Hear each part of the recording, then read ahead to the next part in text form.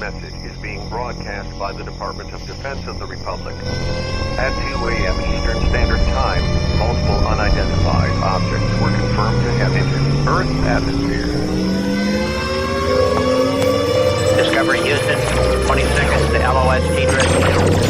Contact, nice to be in orbit. The first message that comes to you is you are a divine being. You matter. You count. You come from realms of unimaginable power and light, and you will return to those realms. The vast stretches of the unknown and the unanswered and the unfinished still far outstrip our collective comprehension. 5, 4, 3, 2, 1. Broadcasting from Forest Tower Studios, all the way from the Deep South. Now, here is your host, Joe Root.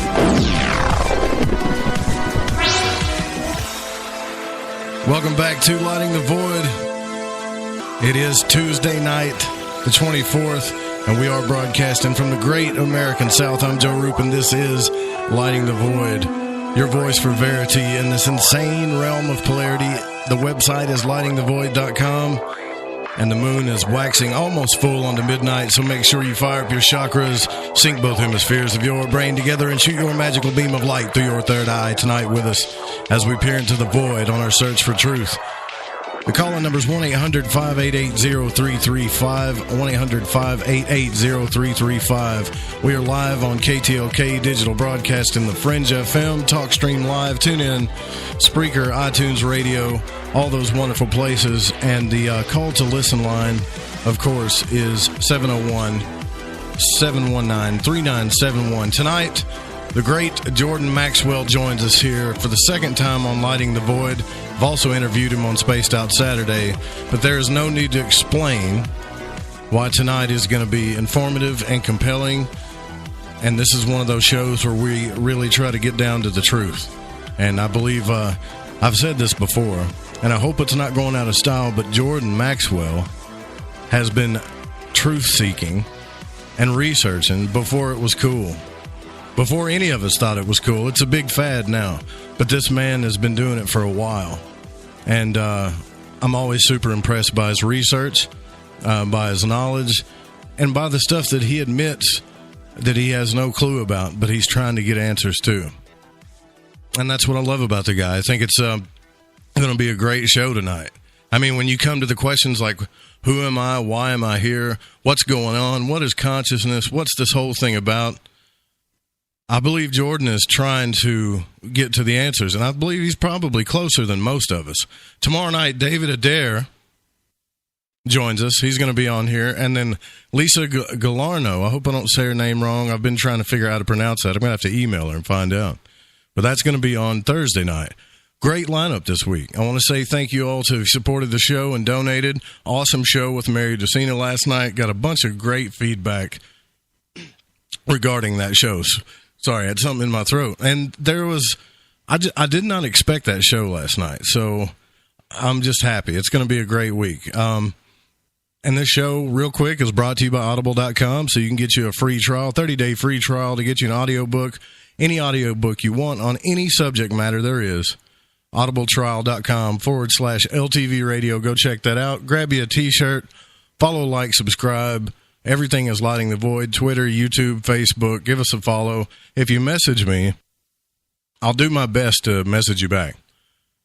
And I want to say thanks to the team at the network, Eric Markham, Jeremy Scott, and all the rest of you that help me on a daily basis and a nightly basis. The hashtag is LTV Radio. Now, enough of the promotions. Let's get into the conversation.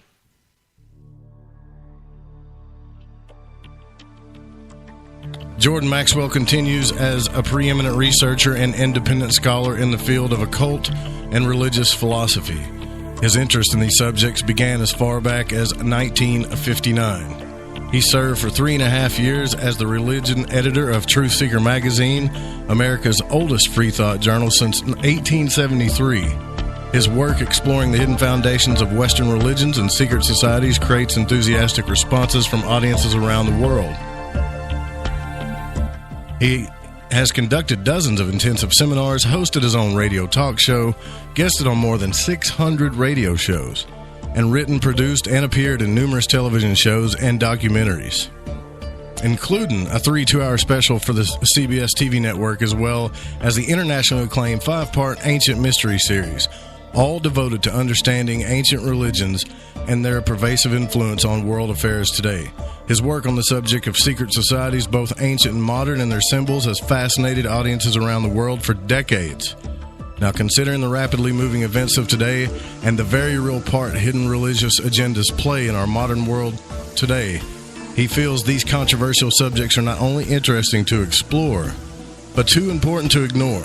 His extraordinary presentations include documents and photographs seldom seen elsewhere. Lots of subject matter he covers, folks. Astral theology, symbolism, modern-day religion, secret societies, world mysteries, ufology. I can go on and on. Jordan, thank you so much for coming back on Lighting the Void. I really appreciate you spending time with us again here. Well, thank you very much, Joe, for having me back on. I appreciate it. I often wonder if I'm having any kind of response. I know that there are a lot of people who hear me, but there's millions who don't. And so I'm doing what I do just for the people who want to hear me, for the people who want to know. I'm not trying to save the world. Nobody has ever come to save the world. I'm just doing what I do because it's the best I can think of to do to try and help my fellow man educate himself and help him to get through life's misery of questions and incredible stuff we have to endure as humans. But most of it is because we just don't understand how things work. And so that's what I've been trying to do, is just explain how much we don't know, how much has been foisted on us, and we just accept it because we come into life as a baby, and you don't have any idea about what's going on, so you just have to depend on your parents, and they will guide you. And of course, the parents have never had an education. They don't know what's going on. Why? Because when they were born, your grandparents, they didn't know what was going on. They have no idea. So, after all these many, many generations of people, and then you pop into the world, and so you are now trying to figure the world out. Well, hell, people have been 1,000 generations on this earth, and they're trying to figure things out. But nobody seems to be able to nail anything down because nobody reads. Very, very few people will spend their life researching and studying, to discover anything. And so we just go along to get along and accept whatever our peers tell us. We just accept whatever our friends in school tell us, and whatever our teachers and our, and our religious leaders and political leaders and all the other, goofy people who are out there. They don't know what's going on either, but at least they put on a good show and you bought it, and so they tell you what to believe and how to think and how to explain everything. And then one day at 95 years old, you're in an old folks home, and everybody you've listened to all your life, they're all gone. They're all dead and gone.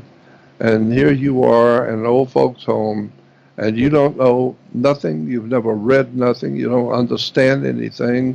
And you just sit here and wait to leave this world, never ever suspecting that the earth you live on and the world you live in is a profound, incredible, profound experience if you have the education and the mind to look at all the darkness of this world. You know, where did we come from? Who created this earth? I mean, why is it we look all over the universe and we see planets and we see all kinds of beautiful planets, big, little, but they all just look the same. They're all just round globes of dirt. It does feel lonely. And yet, yeah, Right. but out of nowhere comes this little planet we call it the Earth, and it has nothing but water, more water than has Earth. And then we got huge, enormous seas of water under the earth that we don't even know about. And then we got every kind of life that's possible in the universe. We have everything from butterflies to bears to dinosaurs to snakes. My God, we got life forms all over the earth. But you can't even find a cricket on any other planet. And so, why does this earth have all the water? We've got all the plant life. We've got all the stuff. And all the other planets we know have got zero. We don't see anything. So most people have never thought about that. They have no idea where anything comes from. And besides, none of this is really important. It's just all speculation. None of it's important because the only thing of any real importance is, is the movie stars and the newest television show and the beer parties and the Dodgers and the basketball and pinball machines and all kinds of silly things to entertain the childish mind. And so I just had enough of the childish world a long time ago. And I'm talking about when I was 9 years old. I have pretty well nailed that down, that in the world of religion and talking about theology and God and all of that, I kind of pretty well figured it out when I was like 9 years old, that the adults do not know beans about nothing. Adults are just making it up as they go along to cover their ignorance, to cover what they don't know. And I don't know, have you ever heard me tell you the tale about when I was about 9 years old, when I was being confirmed in the Catholic Church? Yeah, did I ever tell you? Yeah, you did. You asked, and this might be the different one, but I remember you saying that you asked about hell, and if we're going to be spirits when we die, how can we burn a spirit? Is that the different one, or is this a different one? No, this is different. Okay. We were told when I was in Catholic school, 9 years old, we were told by the nuns that tomorrow night there's going to be a special service for all Catholics, and the bishop is going to be here. And this particular service was for children, and it's called what is it? There's a word for it. I can't remember it right now. I'm getting too old to remember who I am anymore. That happens. It was a service for children because you were going to be confirmed, and that was the word, confirmation. And so the confirmation was for 9 and 10-year-old kids. And so the nun told us, now tomorrow night at confirmation service, the bishop is going to be here. And so after the service is over, it may not happen, but sometimes the bishop at confirmation services, the bishop may ask you children if you have any questions about your religion, about your faith. If you have any questions, he'll try and answer them for you. And she said, if that happens, do not ask any questions. You keep your mouth shut. You don't have any questions. And I thought to myself, how do you know I don't have any questions? I got plenty of questions. I can't wait to see him. And so the next night after the service was over, sure enough, the bishop said, if you children have any questions, now that you're confirmed Catholics, I'll try and answer them if I can. And so I stood up. All the boys sat on one side of the church, and all the girls sat on the other. And so I stood up to make sure everyone could see me. And I said, yes, Bishop, I have a question. I said, my father works with torches, like a welder. And I said, I played with torches. He's let me hold them, and I know what they do. And I said, if there was an angel standing next to me, and if he appeared to me and I could see this angel, could I aim the torch at him and burn him? I mean, I can burn anything with a torch, but could I burn an angel? Would it hurt him? And he said, well, no. And I said, why not? And he said, well, something to the effect that fire needs something natural, like wood or plastic or, something like that, paper, to burn, because it's a natural phenomenon. You can't burn a spirit. And I said, why not? And he said, well, you can't burn a spirit. First of all, you can't even see a spirit, much less burn one. And second, there is nothing part of a spirit that is burnable. There's nothing that can burn. There's nothing there. It's a spirit. And it's a ghost in a spirit. So I said, well, then why am I so concerned about going to hell when my spirit will burn in hell forever if you can't burn a spirit? And then everybody looks at each other like a deer in the headlight. Nobody's ever thought to ask such a silly, normal question. If you can't burn an angel and then you can't burn a spirit, well, then why am I worried about going to hell, where your spirit's going to burn forever if you can't burn a spirit? And so I looked at the audience, and the audience looked at me, and there was a Catholic priest standing very close to me, and he just pointed at me and said, sit down and shut up. So I did. I sat down, but I did answer what I wanted to know. I wanted to know if there was an intelligent answer for a kid's question. And I found out, no, all the adults that go to church and all the adults that officiate at churches, none of them know their butt from a hole in the ground. None of them. I've never come across anybody, clergyman, anywhere in any church, Protestant, Catholic, Masonic orders, York Rites, Jehovah's Witnesses, Mormons, Seventh-day Adventists, Christadelphians, Worldwide Church of God. Nobody seems to know what they're doing.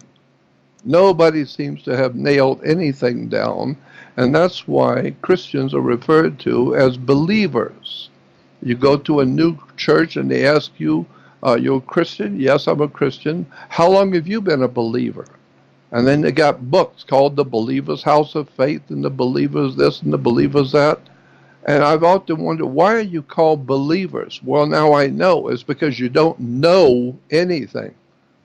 So you just have to believe whatever the guy next to you is telling you, and he don't know anything either. And he's going to explain to you all about God that he understands, and you should take that, And so after a while, I got to understand that adults around me just do not know what's going on. And so they're just talking to each other and trying to help each other to feel better about the life and where we come from and where we're going. And so now I look at the religious world and I see the ministers and the people going to the churches. It's like going through a graveyard late at night whistling to yourself.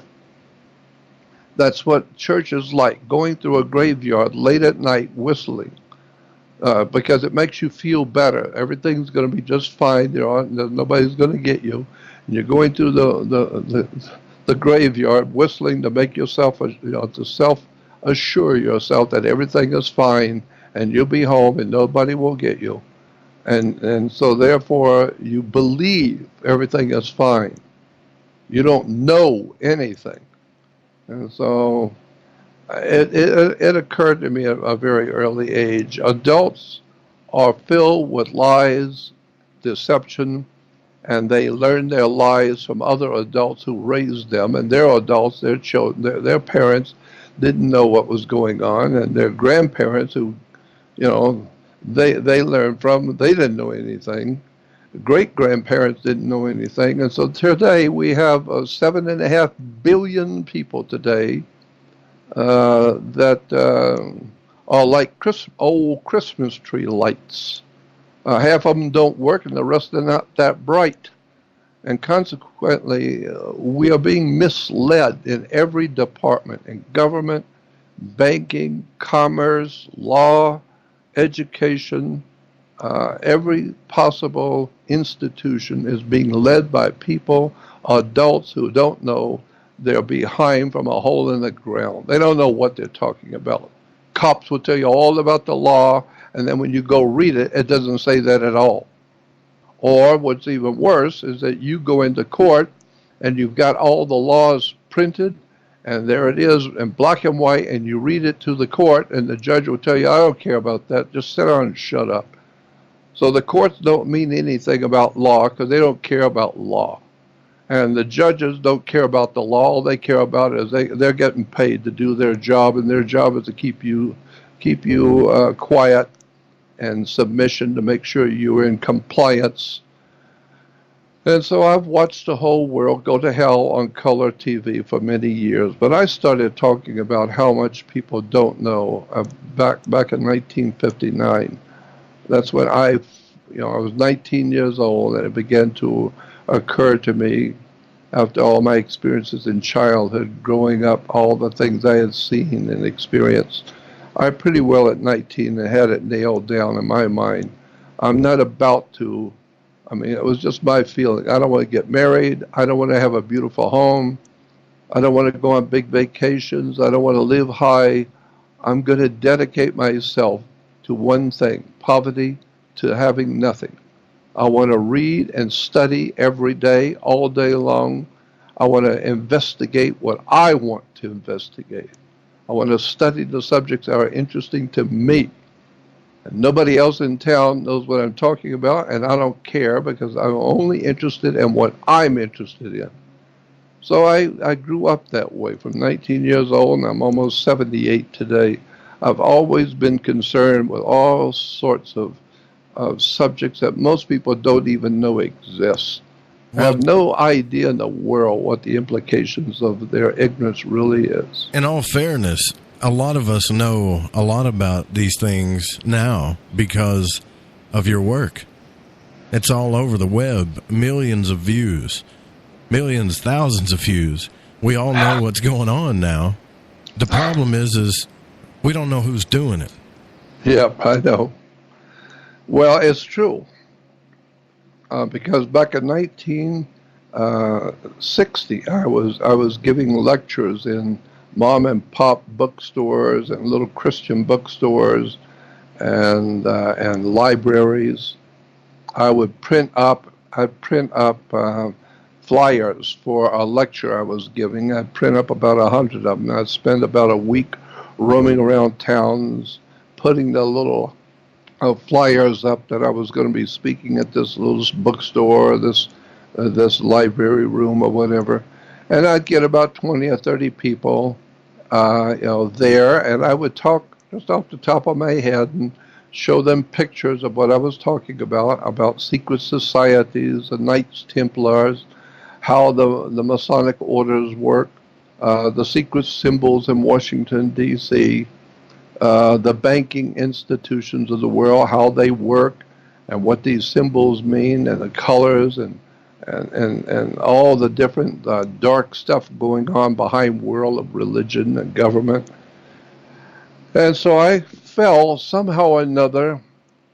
I started by chance, I don't know, I believe it was the spirit that was doing it to me, but I fell into meeting all kinds of impressive, important people for some reason. I had nothing. I'm a nobody. I was born and raised with nothing. I'll leave this world with nothing. But I was very fortunate to find myself in the company of very powerful people for some reason. I look back on it now, and I think that was God's idea. I think that was a spiritual matrix which was putting me in places to learn things because I wanted to know so bad. It put me there.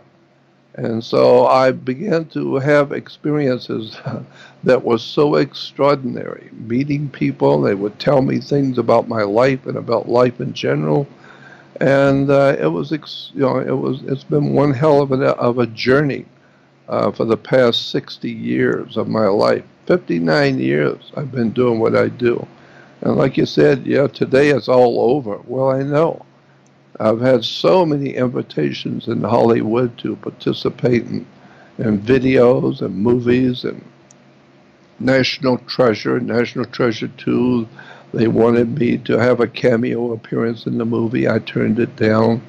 I've had some of the major studios and major names that you wouldn't even believe that I know ask me to come and be advisor or consultant to major motion picture companies, and I turned them down. A lot of money involved, but I turned them down. I have nothing, and I'm not interested in the money.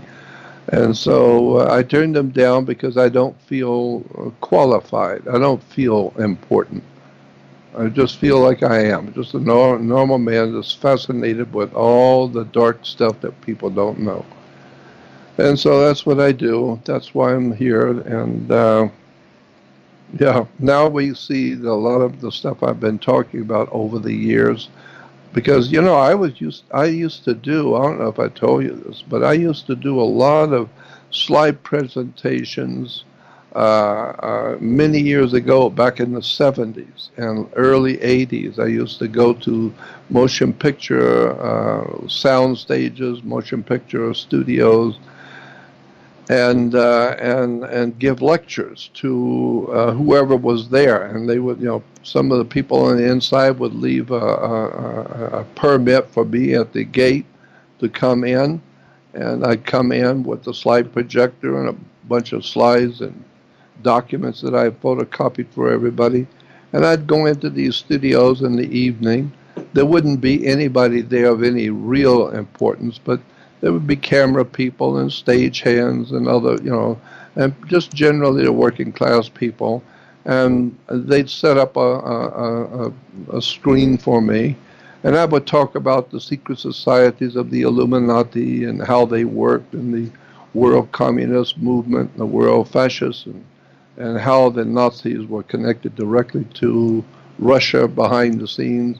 And that was my favorite subject, was all the darkness in politics that people didn't know anything about. How we look at Russia, and they're supposedly horrible enemies of the Germans. They're our best and yet buddies. It was the Germans and the Russians were working together on everything. Just like we and Russia today and China today, we're working with them. But we're not supposed to know that. We're all supposed to be too stupid to know that. Yeah, the political shows are out of control right now. Oh, and yeah. People don't believe, because Trump is such a rebel, that he is one of them. Yeah. But I'm sorry to tell you, folks, if you're in that White House, you got to be one of them. Yeah, you're not going to be in there very long if you are, so. Yeah. I mean, it's kind of obvious that something's going on. I mean, and I have really listened to as many shows and videos about you. A lot of people in the chat room have.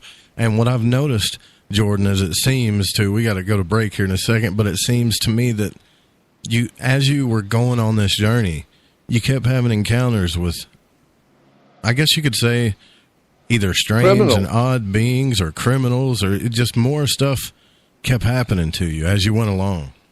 Oh, God, you have no idea in the world what I've had to deal with. You have no idea. I haven't even begun to tell the world what's happened to me.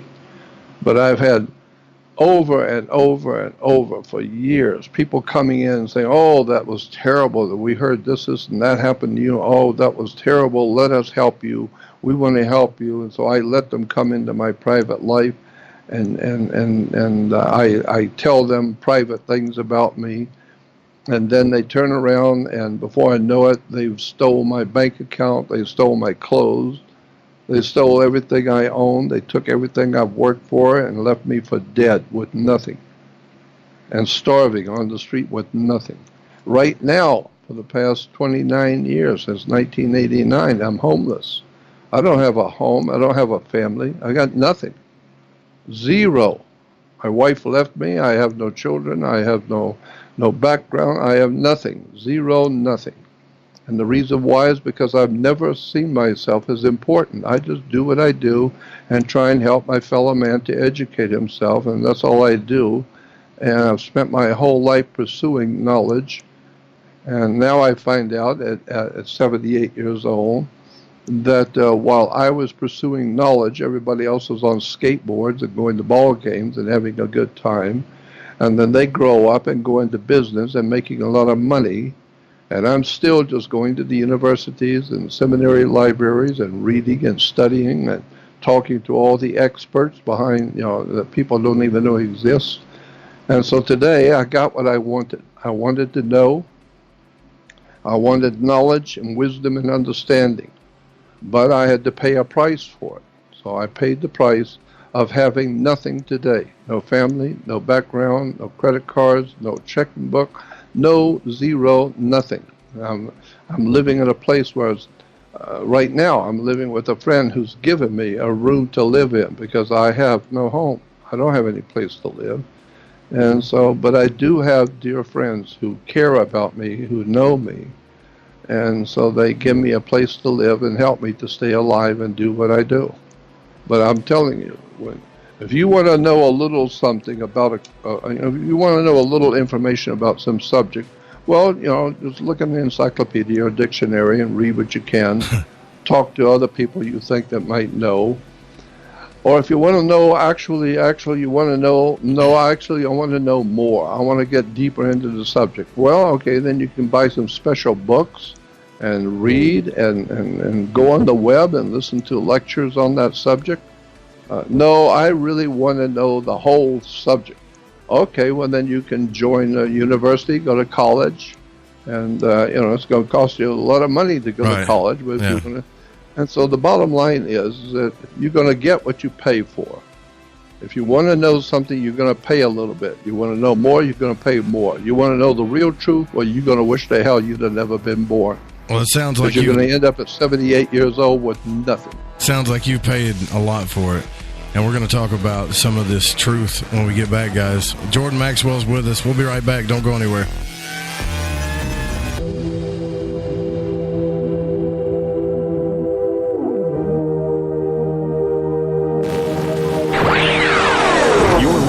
To Lighting the Void Radio. This is Reverend John M. Polk from johnpolkmedia.com, and you are listening to KTLK, The Fringe FM.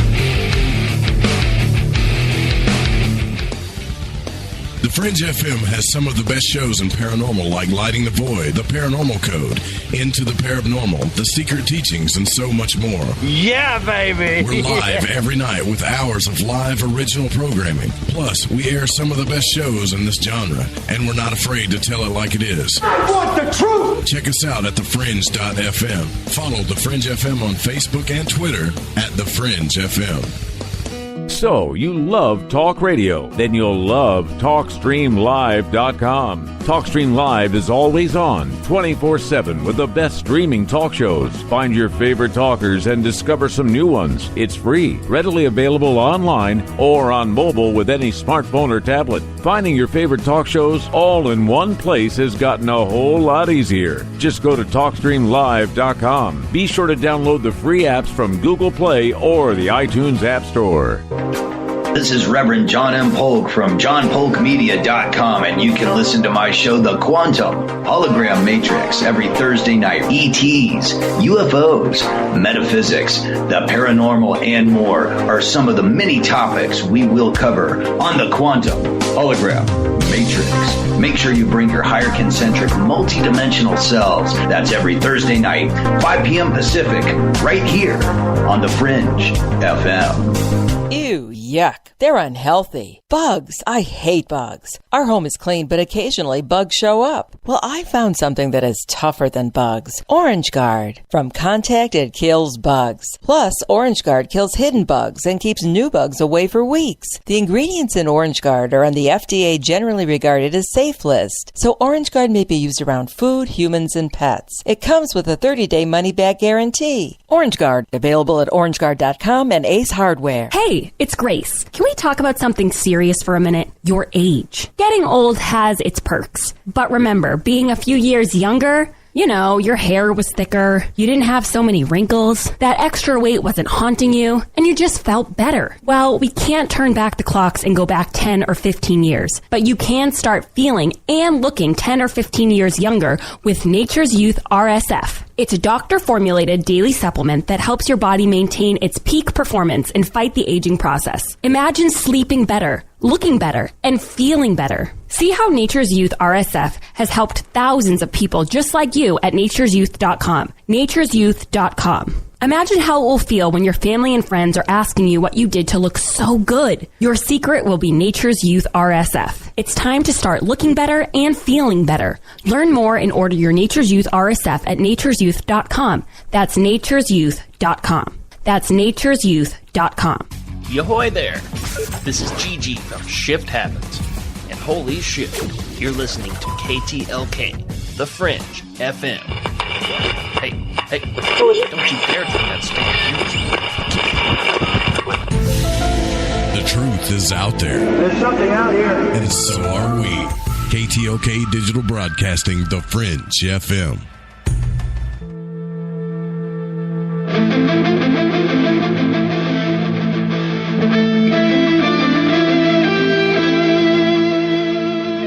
Welcome back to Lighting the Void. We are here with Jordan Maxwell from JordanMaxwellShow.com. If you haven't been to the website, you need to go check it out. There's a blog there, JordanMaxwellShow.com/blog, and you can check out all the research and all the hard work that Jordan has done. Like I said, and what we talked about in the first part of the show is we did a brief history of pretty much everything he's been through, what he's had to go through to get to this knowledge, and is still going through to this day. And I respect that. I've kind of lived it a little bit myself, but nowhere near that this man has.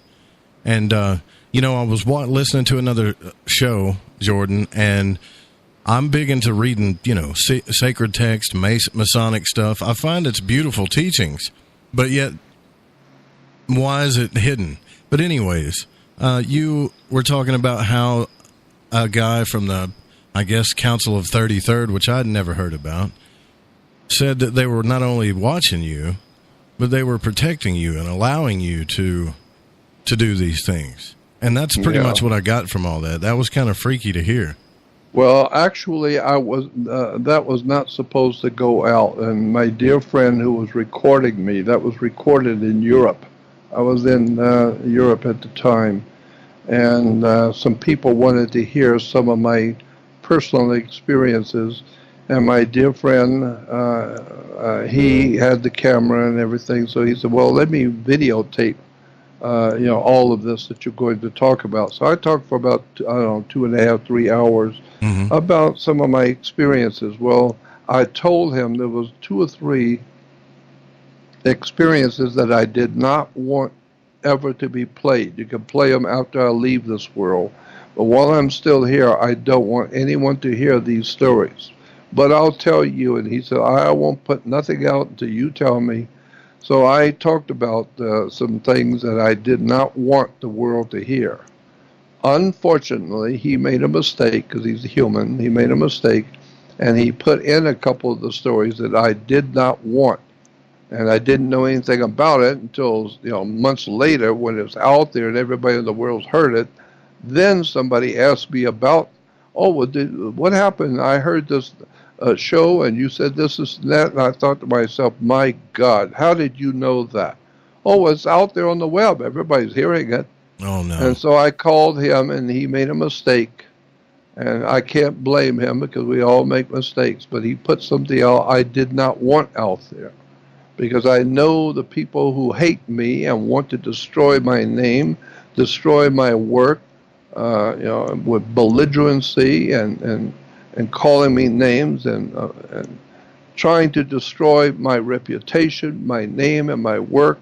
And if I give them any little thing that I have done, I know what's going to happen. They're going to take that and run with it and cram it down your throat.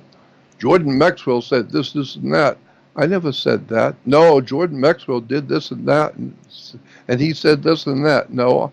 And so I realize that there are people out there who are mentally deranged, and they want me dead. They want my message. They want my work destroyed. They don't want to hear me. And so they will wait for something. Just hear something that somebody came up with. Somebody out there will come up with some off-the-wall idea about who I am and what I've done, and I'm working for the government, I'm a CIA agent or whatever. And then they will go out and falsely accuse me in public of something, whatever the hell it is. They'll accuse me of it, and now all of my enemies will jump on that, and now we're going to bury Jordan Maxwell. We finally got him. Now we're going to bury him. And then later on, after my name is ruined, my work is ruined, my whole life is destroyed, then we find out, no, the person was just lying. He was just trying to make me look bad. Well, he did. And so it's too late. Right. So I've had this happen to me all my life. So well, you know what? I wouldn't have brought it up if I knew that, but I will say this: that to me it was obvious that you weren't stating at all that you were working with anybody or doing anything conspicuous or bad. It's just you were seeking. You had questions, and things happened to you, and you just couldn't believe it. That's all. Yep. Mm-hmm.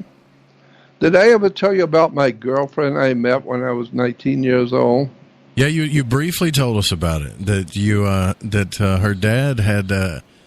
Well, I mean, if you want me to, I'll tell the audience again because I think it really is important for people to know the kind of experiences that I've had since I was 19 years old. I mean, I grew up as a child with all sorts of strange otherworld things happening to me, and seeing things and going out of body and all that kind of thing when I was a kid. But when I got out to Los Angeles, I ended up in Los Angeles and at the age of 19 years old. And I don't know why I had to come to L.A. I just had a passion to go to Los Angeles. So I did. I left home and went to L.A. And when I got here, I settled down in a little town called North Hollywood, which is just a few miles from Hollywood. And but it was back in 1959. It was just a small little town. And so one morning, I used to go to breakfast downtown, but I was only 2 blocks from downtown. I lived 2 blocks from downtown. And it was such a small little place, only about 4 blocks was downtown street. And so I would walk down there and have breakfast sometimes on the weekend. One morning I went into the restaurant, North Hollywood, 1959, and there was no room anywhere. There was standing room only, except one chair at the bar, at the counter. And so I went and sat in the one chair, and there was a girl sitting next to me. I was 19. She was probably 17 or so. And so we started talking. We liked each other. And so after breakfast, we took a walk downtown together and roamed around town for a few hours. And then we decided to go home. And so I started meeting her on Saturdays at the restaurant for breakfast. Then we'd hang out together for a few hours. And we'd walk home. Well, I only lived about 2 blocks from town, and she lived about 3 blocks from town, but she lived right there by me. She just lived one block further than I did. And so every time we would go home, she knew where I was going. She knew where I lived, but I never really followed her home, so I didn't know exactly where she lived, but I knew it was only a block. And one night she came over to me one evening about 9 o'clock. She's knocking on my door, and she said, "My dad wants to talk to you. My father wants to see you. He said he's got something to tell you." And I said, I'm not interested to talk to your dad. And she said, "Well, he's a very important man, and he has something to tell you. That's all I know." So I said, "Okay, that sounded interesting." So I said, "All right." So I followed her home. And when we were getting to her house, her father happened by chance to be coming out the front door, and he saw us coming up the walk, and he motioned for us to come on in, and he was very nice, but I could tell there was something strange about him because the hair on the back of my neck rose up, and My spirit told me there was something about this guy that wasn't right. I just felt it. And so we went in the house, and my girlfriend sits on the floor. She's got a younger sister, and the two girls are sitting on the floor, and the father's sitting on one end of a long sofa, and I'm sitting on the opposite end of the sofa. The mother was in the kitchen or somewhere in the house. I never saw her that night. And so we're sitting there talking. The father and I are talking. And I'm feeling a little better about him, though I really have the suspicion there's something about him that's not right. But I liked him. He was really nice. And so he was talking to me about, do you like, are you working? Yeah. Do you like your job? Yeah. And this and that, and how you like the weather and all that. So I was feeling much better talking to him because he's talking about simple things that I can understand. And then after a few minutes of us just chatting about stuff, he said to me, he said, remember back in Florida when you were about 8 years old and your father built a new back porch? Remember the back porch was falling apart, and your dad tore the old back porch down, and he built a new back porch with your uncle, and he used green lumber. Do you remember that? And that scared me, and I really was legitimately frightened because I didn't want to show tears in front of my girlfriend, but he scared me. And he said, well, did that happen? And I said, yes, that happened. And he said, well, remember when you were in bed one night after he built the back porch and you were supposed to be sleeping, and you got up out of bed and you went out in the back porch, didn't you? And the moon was full. Do you remember doing that? And I just looked at him and shook my head. Yes, I remember that. And he said, and you talked to God. You looked up at the moon and you talked to God, didn't you? And I looked at him, and I didn't know what to say because he was scaring me more and more. I knew there was something about this guy, but now I know he knows things about me that there's no way he could know. And he said, well, did you go out in the back porch? And I said, yes. And he said, and you were picking pieces of the lumber with your fingernail because the lumber smelled funny. It was green lumber, and it smelled funny at night. Do you remember doing that? And I said, yes, I do. And he said, and what did you do? You talked to God, didn't you? And I just looked at him, and he said, and what did you say to God? And I didn't say anything. I was really nervous. And he said, I'll tell you what you said.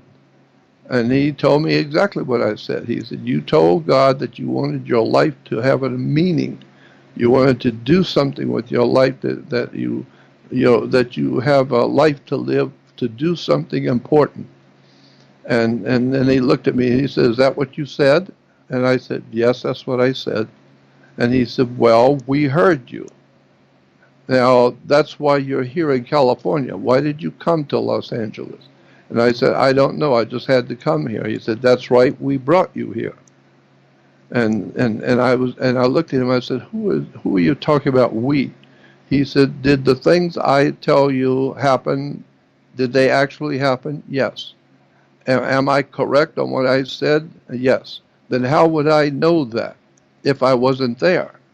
And I said, I didn't see anybody. He said, of course you didn't see us, but we've been watching you for a long time. And then he said, we have something for you to do for us. After all, you did ask God to let you do something, so we're going to let you do something.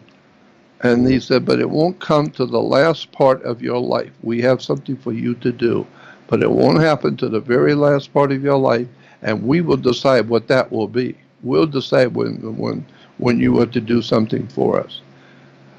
And so he said, so we know that you are very interested in UFOs and aliens and all kinds of strange subjects like that, aren't you? And I said, yes, I am. And he said, well, would you like to see some UFOs up close tonight? And I said, yes, I would. And he said, well, come with me. Come with me and I will show you. So the two girls got up. The father and I got up. The four of us went out into the yard. It was about midnight. And he looks up into the sky and he starts talking inaudibly. His lips are moving. He's obviously talking to somebody, but you can't hear him.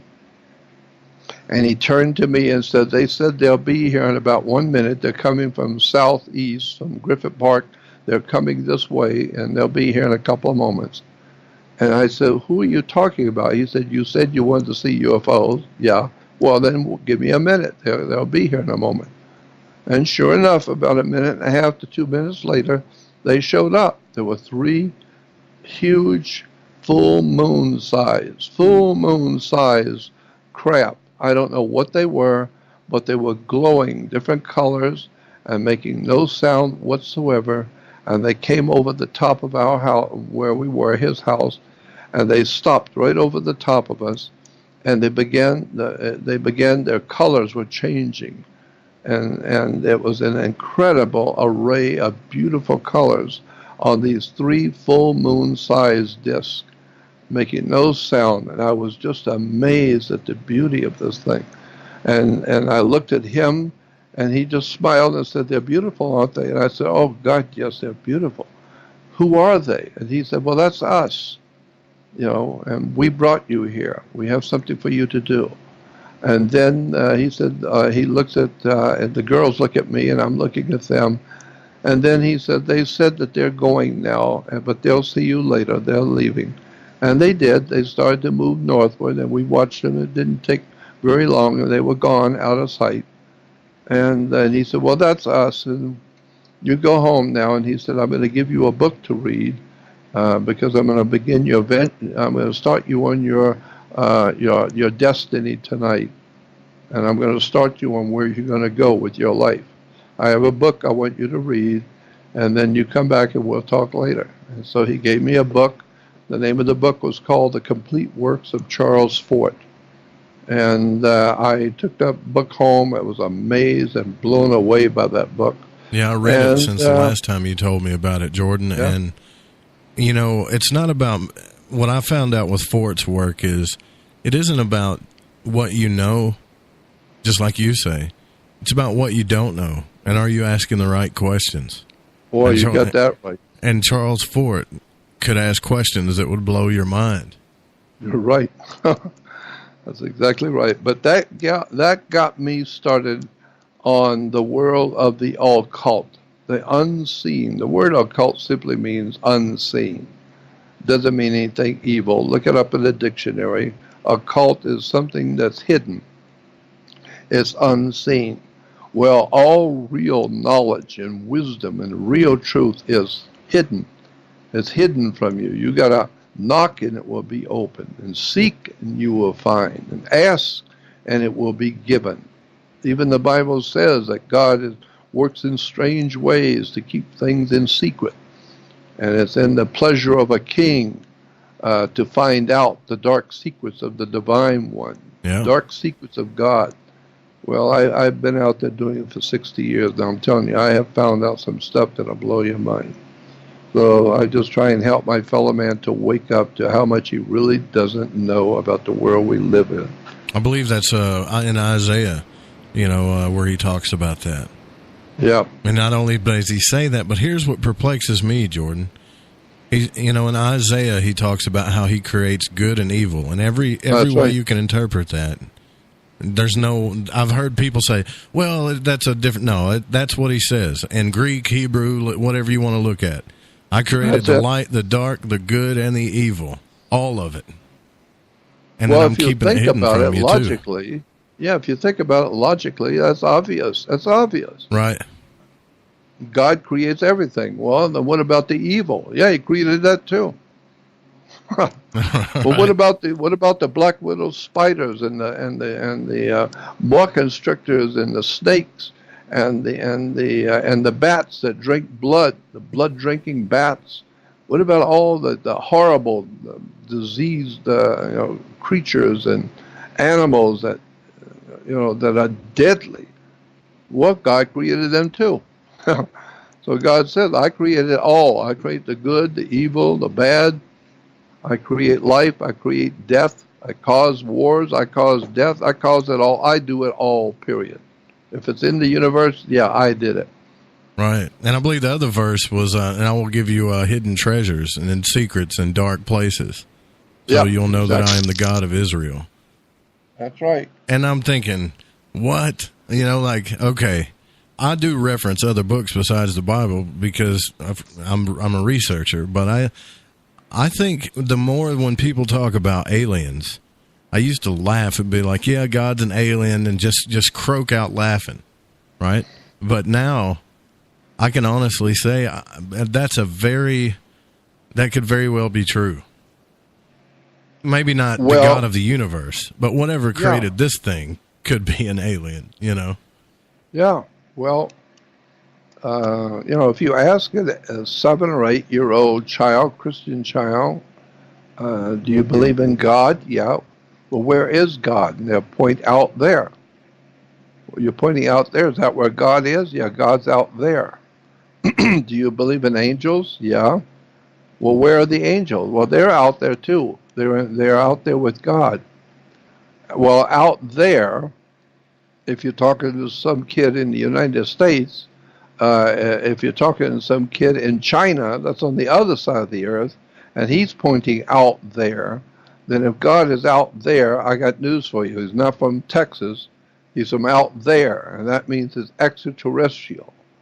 And then when you start going into the Bible and actually read it and study it instead of just hearing about it from somebody who doesn't even know how to read or think, but if you read it yourself and get an education and learn what the words mean and get an etymology dictionary and really study what the Genesis has to say about the creation, it will scare you how much you didn't see.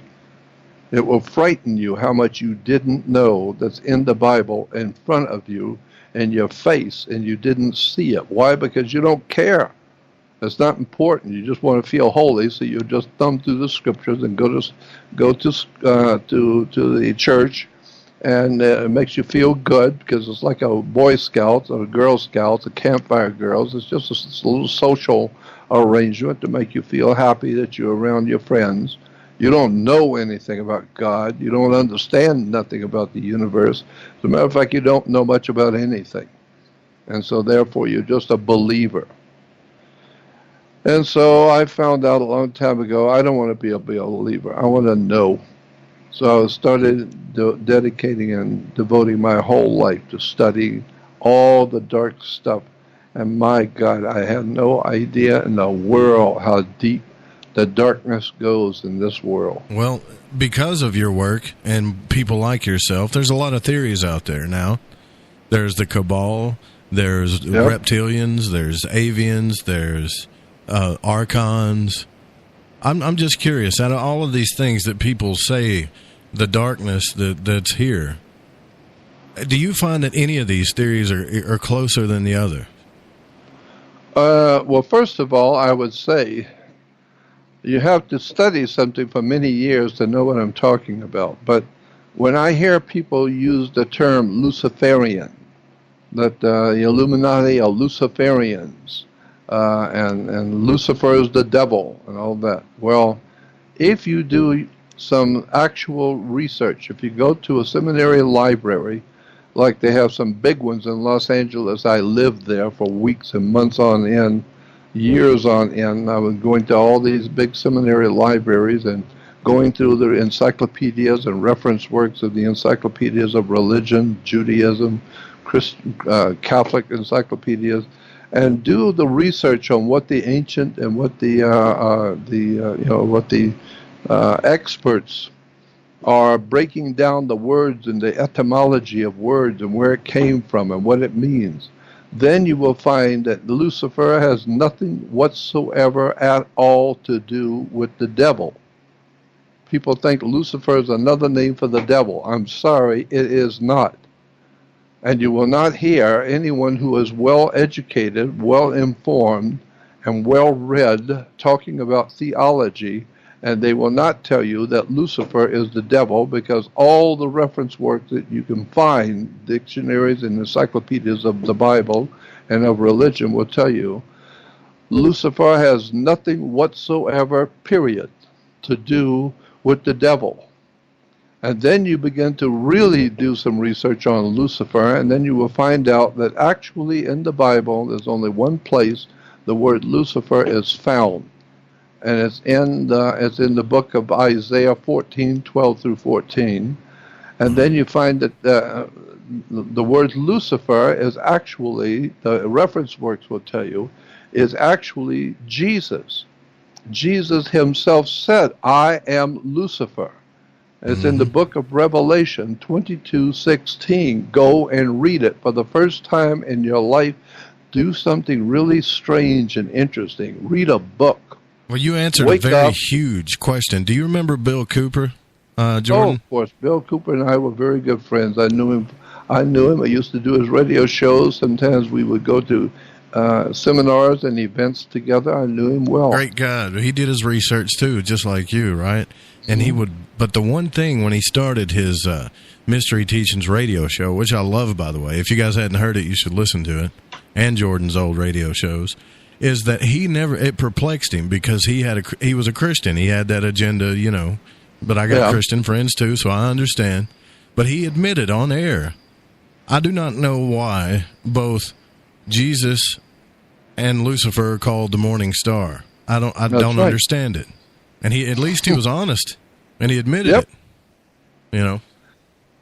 Yeah, and I had long conversations with him. Now, there's a lot of people out there today on YouTube and on the web who will tell you they're born-again Christians who have never read a book. No, they have no background in theology. They have no understanding of theological terms and concepts and where words come from. But they will tell you that, Bill Cooper really exposed Jordan Maxwell as an Illuminati. Jordan Maxwell is an Illuminati, and he's a devil worshiper, and Bill Cooper really exposed him. So I think he exposed me. We had dinner at Mesa, Arizona, at a big conference we were speaking at, and he asked me if I could come up in his room and he had a whole radio thing all set up, and there's about 10 people. We all went up into Bill Cooper's room, and he did, I think, 2 hours, 2 one-hour shows with me. He just sat there on the side of the bed, and he had all the recording setting up stuff all set up.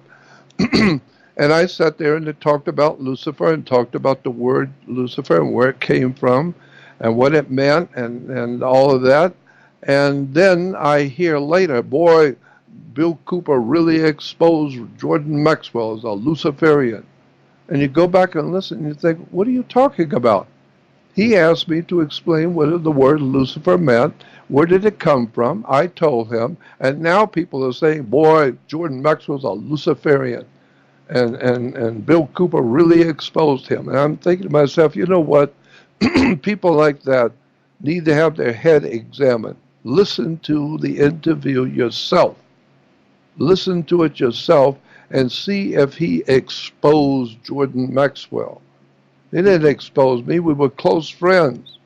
We were speaking on the same platform together.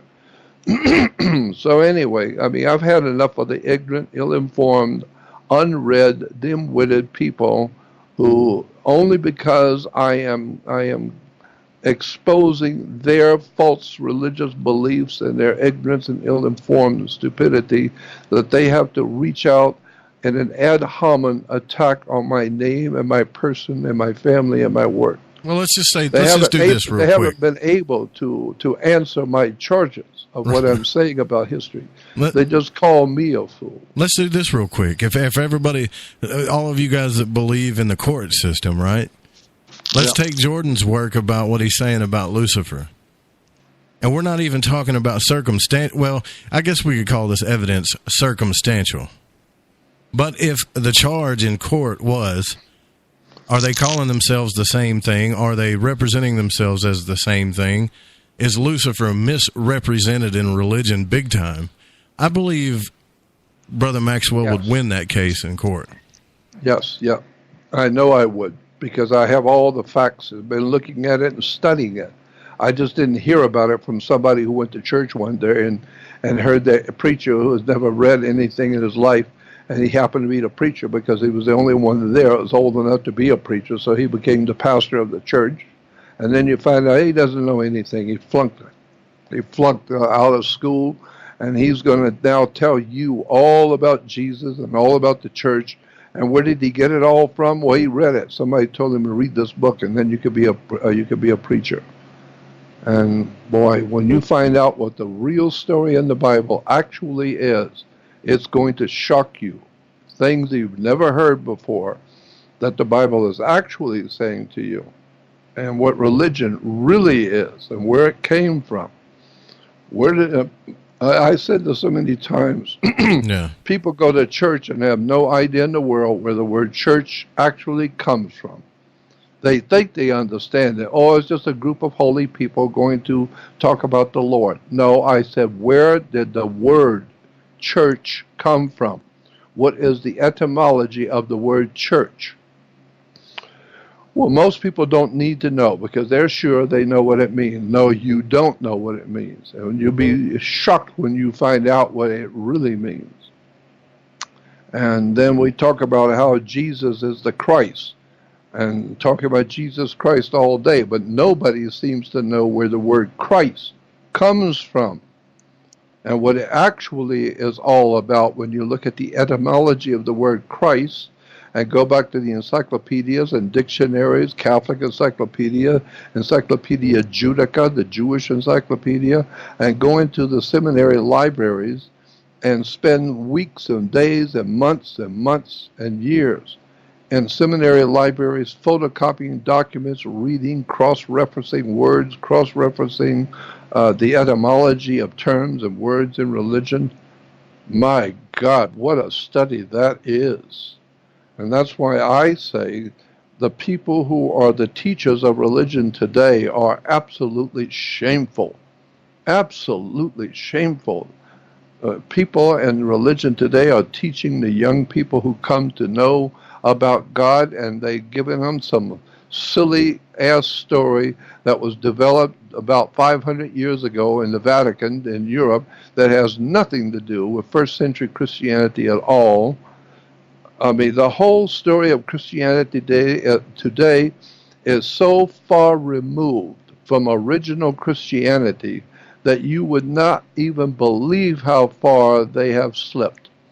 Today's Christianity has nothing to do with Christianity 2,000 years ago. It is a fact that is taught in colleges and universities. It's a fact of life that there was in the beginnings of Christianity, when the Christian church was first being formed, for the first 600 years of Christianity, first 600 years of Christianity, there was no cross in the temples or in the churches, no crosses whatsoever. And it was only 600 years, almost 700 years after the start of Christianity, the church finally began to have on the altars a cross with a man hanging on the cross. 700 years after Christianity had already been in Europe and in the Middle East, now for the first time after 700 years of Christianity, they finally came up with a man hanging on a cross. But nobody seems to know that, and it really doesn't matter because nobody seems to care. Until you start, wake up. What are you talking about? There was no man on a cross. What was the story of Christianity? Oh, well, now you're getting into the history. Have you ever read history? No, I don't read at all. I'm stupid. I sit and watch television all day, and I drink beer all night, and I watch the Dodgers, but I don't know from nothing. I just go out and shoot my mouth off about my religion, but I don't know anything. So once you wake up and find out how much you don't know, and all the words that you thought were holy, you have no idea what these words really meant in the ancient world. Well, we went right through the break there, but I don't care. We'll just have to deal with it on that one. That's okay, because I felt like what you were saying is important. A lot of people won't touch that, Jordan. They'll touch aliens. They'll touch virtual universe. They'll touch everything. They'll touch, reptilians. But when it comes to the Luciferian idea, anybody to stand in the face of a crowd and to say what you just said explains to me, a lot of why you've been through what you've been through. Yeah. And I'm telling you, you raise your head up out of a crowd, because today, all over the world, what's in fashion today is communism. Marxist-Leninist Soviet communism, meaning we are in a community, which gives us that word community is communism, which means that we all have to believe the same thing. We're all in the community. There's a black community. There's the gay community. There is the academic community, meaning it's a communism. We're all common. We're all just common people. None of us have an education. None of us understand what words mean. None of us has ever done anything of any value in our whole life. So we love each other because we're all broke, useless, nobody knows anything, and we're all happy because we can go to the baseball game and drink beer and have a hot dog and watch the whole world go to hell on color TV because we're all common people. I don't like to be common people. I want to be uncommon. Well, you I want to definitely stand are. on my own, and I want to do something for the human race. So when I die, my name will live on, and I did something for the human family. I woke the world up to what was going on. I don't care to be common. It's incredible how many people, we're just common people. You're not common. Human beings are not common. We're not common anywhere. Do you think that we're getting better, though, Jordan? Do you think that we're, I don't want to say evolving, but we're waking up a little bit more than we used to? I mean, it seems to me that a lot of us are, but now we're arguing over the conspiracies now instead of, that's what it seems to me like now. But I'm in this community, so maybe it's just my perception. Yeah. Well, I understand. People tell me all the time, well, there's a light at the end of the tunnel. And I said, yes, airhead, it's a train coming. Yeah, it's a light at the end of the tunnel. You have no idea in the world what's coming to America soon. You think all the stuff that's going on right now and all the corruption that's coming out and the things that Trump is doing, you think it's just by chance? You better go back and do some homework and go back to the 1800s and read about the people who were writing about Trump and his son, Barron Trump. There were books written about Trump back in the 1800s, talking about what was going to happen at the end times when America is about to go under and be destroyed. Then they talk about a man called Trump, and he will have a son. And incredible stuff like that is sitting in your face, and you don't see it. So once you begin to realize that the world you live in has been understood for a long time, who you are, why you're here, and where you're going. But that kind of knowledge, of course, is like George Carlin said, it's part of a big club, and you ain't in the club, so you don't need to know nothing. But your masters who run this planet and the people who own America, they own you. They own your body. Your very body is a security on the New York Stock Exchange.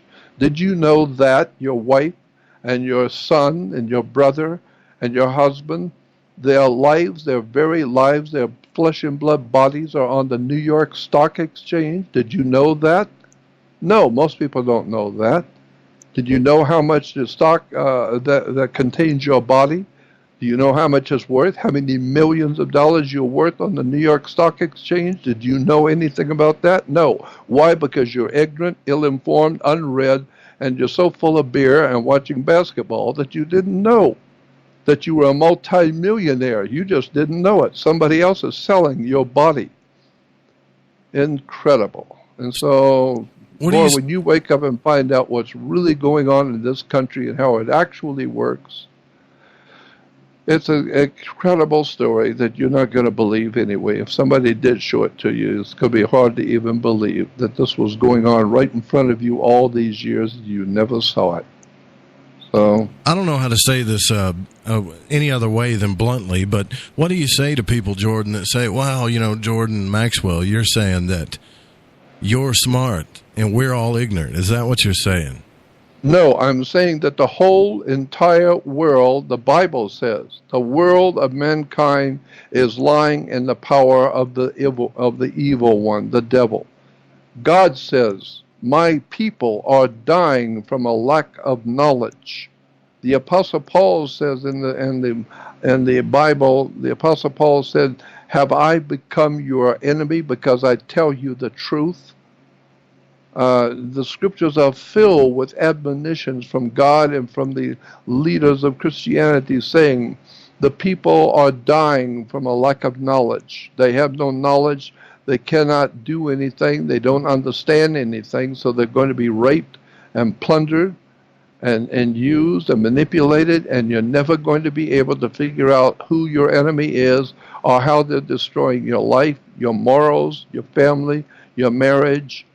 Your whole world is being destroyed in front of you, and it's so overwhelming and obvious once you find out what the name of the tune is and how this stuff has been played for over 2,000 years. My God, there's so much has been known about the world we live in, who's controlling it, and people 500 years ago were talking about what was going to happen today, and it was exactly correct. And you'd be surprised how much has been known in ancient history about us today. We call it prophecy, where people are always ranting and raving about prophecy, but you should see the real prophecy stuff that you've never heard before, where people 500 years ago were talking about what was coming to us. So I'm just telling you, I'm not complaining that everybody is stupid and I'm smart. What I'm trying to tell you is that I learned at 9 years old, some 60 years ago, I learned that adults do not know what's going on. They are always paying, they're always paying doctors and lawyers, to help them to understand the law. My God. We're caught up in a lot of games. And a lot of games. I explain that to my son every day. My son gets into something every day. And the first thing he asks me, Jordan, is, that doesn't make sense. Why are we doing this?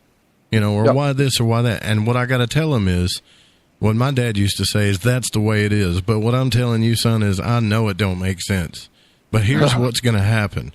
And I would explain to him, you got two choices. You do this, and this is what's going to happen, cause and effect. You play the game, and this is what's going to happen. You figure out what you want to do. I'm just telling you, just don't get mad when you don't play the game and you get the adverse effect, And just remember that every good deed every good deed is punishable. And you will be punished for any good deed you do. If you've studied medicine and you become a very important doctor and you discover something about human sickness that you have discovered that could cure this sickness forever, you will go to prison. In America, you will go to jail. They will throw you into prison. And there was a man back in the 30s and 40s in America named, what was his name? Royal Rife. That was his name. Royal-Riff, I think it was. Royal Rife, R-F-E.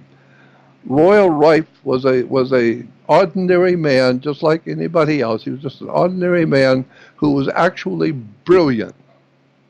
The guy was incredibly smart, but he's just an ordinary guy. And so he built a microscope that was so powerful that it could see inside the life of a germ, something that's not even, you can't see with your human eye. He had a microscope that could see a germ's life. He could see it. And he discovered that all germs are susceptible to electrical shock, just like you are. If you get shocked in playing with electricity and it shocks you, well, all diseases are caused by unseen creatures we call disease germs. And these germs are susceptible, and they react to electricity. And so he started experimenting on the different kinds of germs and how much electricity it would take to kill that germ electrically. And then he began to write it all down and codify it. And now he had a machine that he could electrically shoot electricity into a germ and kill it. But all different germs were different frequencies. So he figured them all out. And then he was able now to kill any germ you have, any cancer, any cold, anything you have that is a disease. He'd kill it instantly. You go to him, you put the electrical prods on you, turn up the electricity, you feel it in your body, and then you go home. That's it. It's gone forever. So he had a cure to the common cold. Is that what you're saying? Yeah, he had the understanding of all kinds of germs. Okay. And how to kill the germs. So anything that is caused as a disease caused by germs, Royal Rife understood the whole world of germs and how to kill them. So the point I'm making is that he could kill any disease electrically. And so and then you go and read what happened to him. Read what happened to him. He probably got crushed like the electric car. That's right. He got crushed like the electric car and the pill that you could drop in a bucket of water and it becomes gasoline. And we know that we've had too many experiences with that where people have got a pill and they take it and they put the pill in a container of water and then they put it into an engine and the engine runs great. All you need to do is fill your tank up with water and drop this pill in, and you could go across the country on water, on a couple of gallons of water. So I'm saying, but how many people can do that today? Nobody. Why? Because they don't want you knowing that. It's none of your business. It's a big club, and you ain't in the club. So you just mind your own business. You're not supposed to know anything about that. Do you think that there are actual, as far as, because I believe the same thing. I believe anytime someone comes around me and pretends to know everything, they got to answer for everything, right? They know everything. I get so annoyed. But, somebody out there has to know something. Look at all the research and study you've done. And all you've found is more, you found more doorways, and this doorway led to the next doorway, and it was just an eye-opening experience for you. Right. But we still don't know who's running the show. Is there what I mean is, do you believe there are humans on this planet right now, humans, not aliens, that know exactly what's going on and that are working with, let's say, other beings or something above them? Yeah. I think that's exactly right. I think that there are people on this earth who also are very important people who run the planet behind the scenes, but they're not human. That's a whole story in itself. We could do another 3 hours just on that, on what the Bible says about extraterrestrials coming here and looking like humans, and how they are manipulating and exploiting our ignorance because they look like us. And so if they look like us, well, then they're just regular humans. No, they're not just regular humans. Thank you. They're not just regular humans. The Bible said they've come from out there. They're extraterrestrial, but they look like humans. And they're built like you. And their women look like women. But you need to wake up and find out that's what the Bible said. God said, come, let us make man in our image after our likeness. That's in Genesis. And so Christians will tell you, well, there it is, right there in black and white, that God created man. I've had rabbis as far back as 1960. I had one of the most important rabbis in America I was talking with. And he said to me, there is no place in the Old Testament that you call the Old Testament, in the Torah, in the book of the law, what we call the Old Testament. And he said there is no place in the Old Testament that says God created man. That's your idea. That's your church's idea. It doesn't say that in Hebrew. There is no place that says God created man. And I said, well, what about in Genesis 1 where it says God said, come, let us make man in our image and our likeness? He said, no, you're reading it wrong. You're reading it typical of a Christian who doesn't know what you're talking about. Go back and look at the sentence and break it down correctly. Go back to an English class and read English first and understand what is being said. And when you hear that God said, come, let us make man in our image after our likeness. Well, there it is. God's making man. No. Rabbi said, no, here is the way you should understand it. God says, come, let us make man in our image, after our likeness. Not make man. Man's already here. But come, let us make man to look like us. To look like us and be like us. And then later on, the next chapter of Genesis, it says that God said, now look at man. He has become as one of us. Now look what we've done. We created him to look like us and to be in our image and likeness so that we can now go down and intermingle with the women and we can have sex with the women. Why? Because he's like us. Man and the woman is now like us. So we got our female goddesses, but we don't need the female goddesses. We'll go down the world. The earth is filled with females. And so now man has become like us. He looks like us. He talks like us. He eats food like we do. Go back and look at the story of Abraham and Sarah in Genesis 18. Read it. I mean, there's a whole story. I would need at least 3 hours. If you want to do that one day, we could do a 3-hour show where I will tell you from Genesis 1 all the way through what the Bible is actually saying about God, G-O-D, which is dog, spelled all backwards.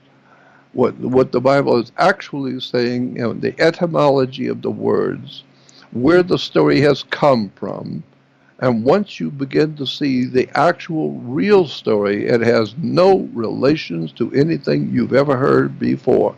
But there it is in print with all the reference works and all the encyclopedias bearing witness to what I'm saying is your understanding of God is totally lacking. You have no idea in the world what the word God means. It's a whole different story that people just do not know. And so it's about time this kind of subject is finally brought out into the public for the first time, and people see that the churches have been teaching people lies, deception, innuendos.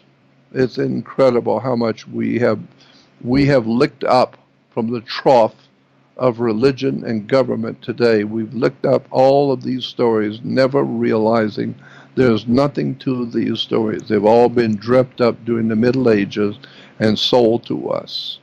And if you want to understand what Christianity really is, go back to the 1st century and look at the history of Christianity when it was founded and what it was founded on and how did the church actually operate. Well, there was no church for 600 years. Well, how did the Christians operate for the first 600 years? Oh, that's good. Now you're starting to ask some intelligent questions. Mm-hmm. There's a good movie out called Agora, where I think a lot of people need to watch. It's kind of it's about what Jordan's talking about, where Hypatia was at what was left of Hypatia was a female philosopher who taught students philosophy. In other words, they were, seeking knowledge, but never claimed to know the answers. And the Christians and the Jews and the Muslims and everybody overrun that place and made these laws. They ended up killing the woman. I'm just telling you, you need to watch. There's so much to that movie, though. And it's very brief. It doesn't explain everything as Jordan's talking about, but it's really sad when you think about it, because even in history, Jordan, in Greece and before then the Ptolemaic period, Egypt, there were always seekers like yourself. And look what happened to them. Yep. They all were burned at the stake. They were beheaded. The heads chopped off. They were wrapped around. They would tie them to wooden posts and put sticks under them and set it on fire and watch them burn to death. And why? Because you were causing trouble for the king and for the emperor. The emperor's people are now the young people across the country are now rising up, and they want to know the real truth. Well, the real truth is the king is just a criminal like everybody else. Well, but now the people are beginning to look at all of the darkness that we've been taught and find out that it's all been lies from day one. The government, the churches, the religions. My God, what a story that is when you start breaking down the different religious belief systems in this world and where they come from. And I'll give you a hint. The same people who have given you world government, the same people who have set up and given you world commerce, world banking, the same people who will give you degrees from the Caesar, from government, Caesar, giving you degrees in world education, colleges and universities, the same people who have given you the world of all of these instruments that we live with are the same people who gave you your religions and your religious belief systems and came up with all the religious stories, the Knights Templars, the Knights of the Saint, the Knights of St. Louis. They give you all of these Masonic stories coming out of the ancient and prehistoric world, and they're metaphors. They're just symbolic stories coming out of Egypt, coming out of India. Mm-hmm. I've said Christianity and Judaism and Islam are all based on the Islam, especially. Islam, Christianity, Judaism is based on Hinduism. All three of the major religions today come directly out of India, Hinduism. And now when you start doing your homework and you see it, it will shock you. There it is. Everything you believe in Christianity is Hindu. Let's take a break on that. And you know what, Jordan, like you said earlier, I found that out when I went to college. And it wasn't even a big, fat, fancy college. It was just a 2-year school. I took world religion. And it showed me that Hinduism was the oldest religion on the planet. That's right. All you got to do is just go to college. That's it. Get an education. That's all. That's all he's saying. We'll be right back, guys.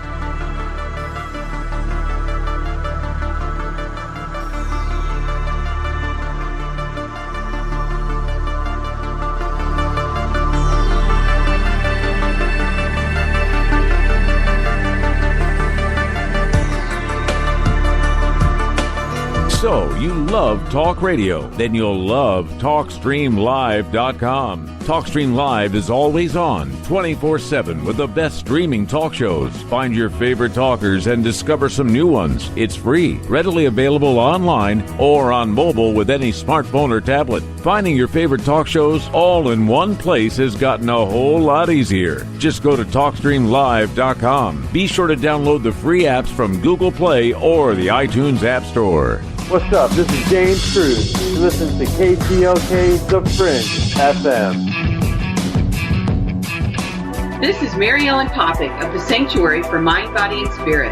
Listen on the Fringe FM every Monday at 5 p.m. Pacific and 8 p.m. Eastern, where we talk all things mind, body, and spirit. You'll learn things from the esoteric to modern-day health, as well as hear from incredible special guests.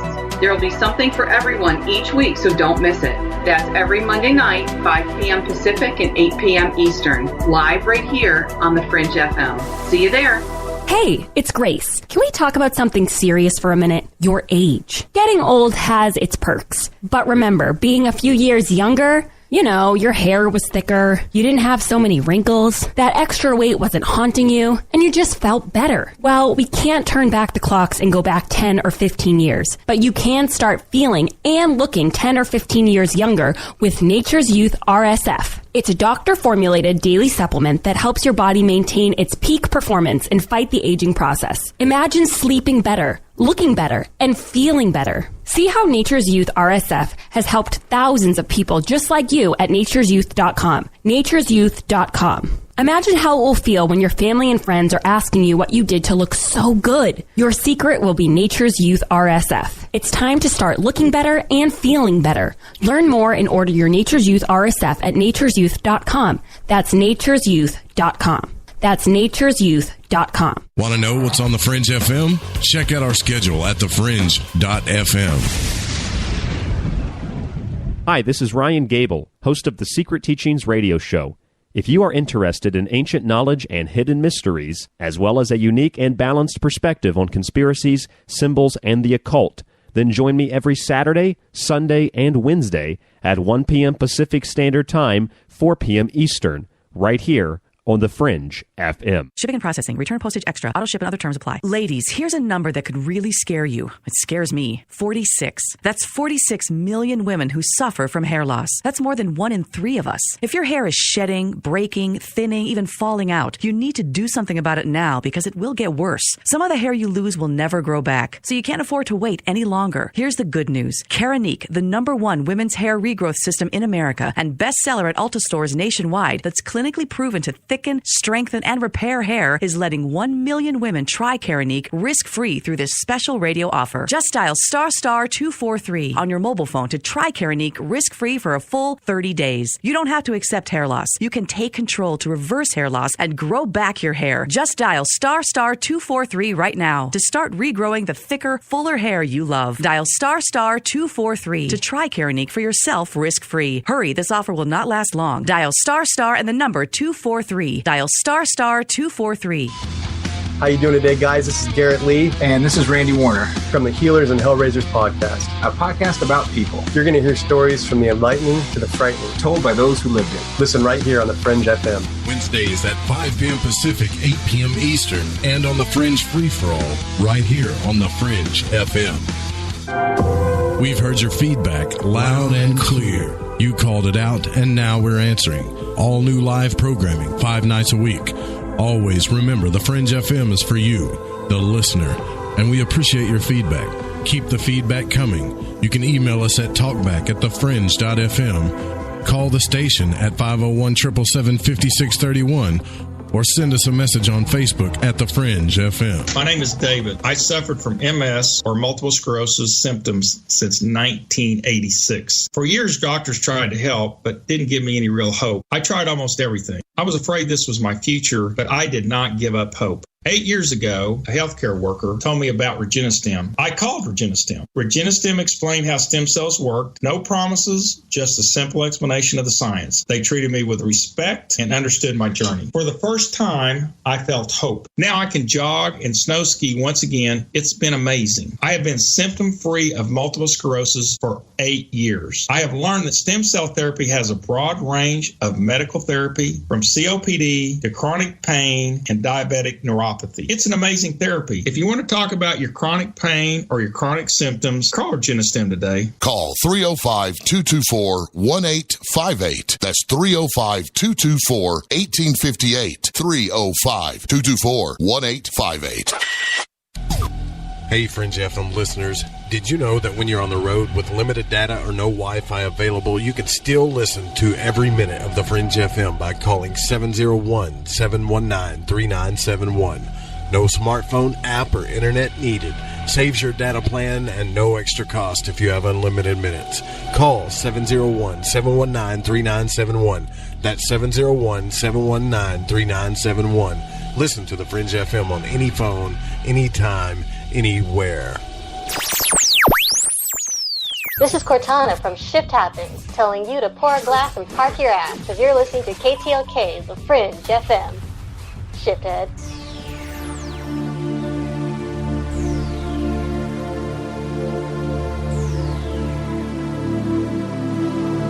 Welcome back to Lighting the Void. I'm here with Jordan Maxwell. Make sure you go check out all his work. JordanMaxwellShow.com. Jordan Maxwell Show /blog.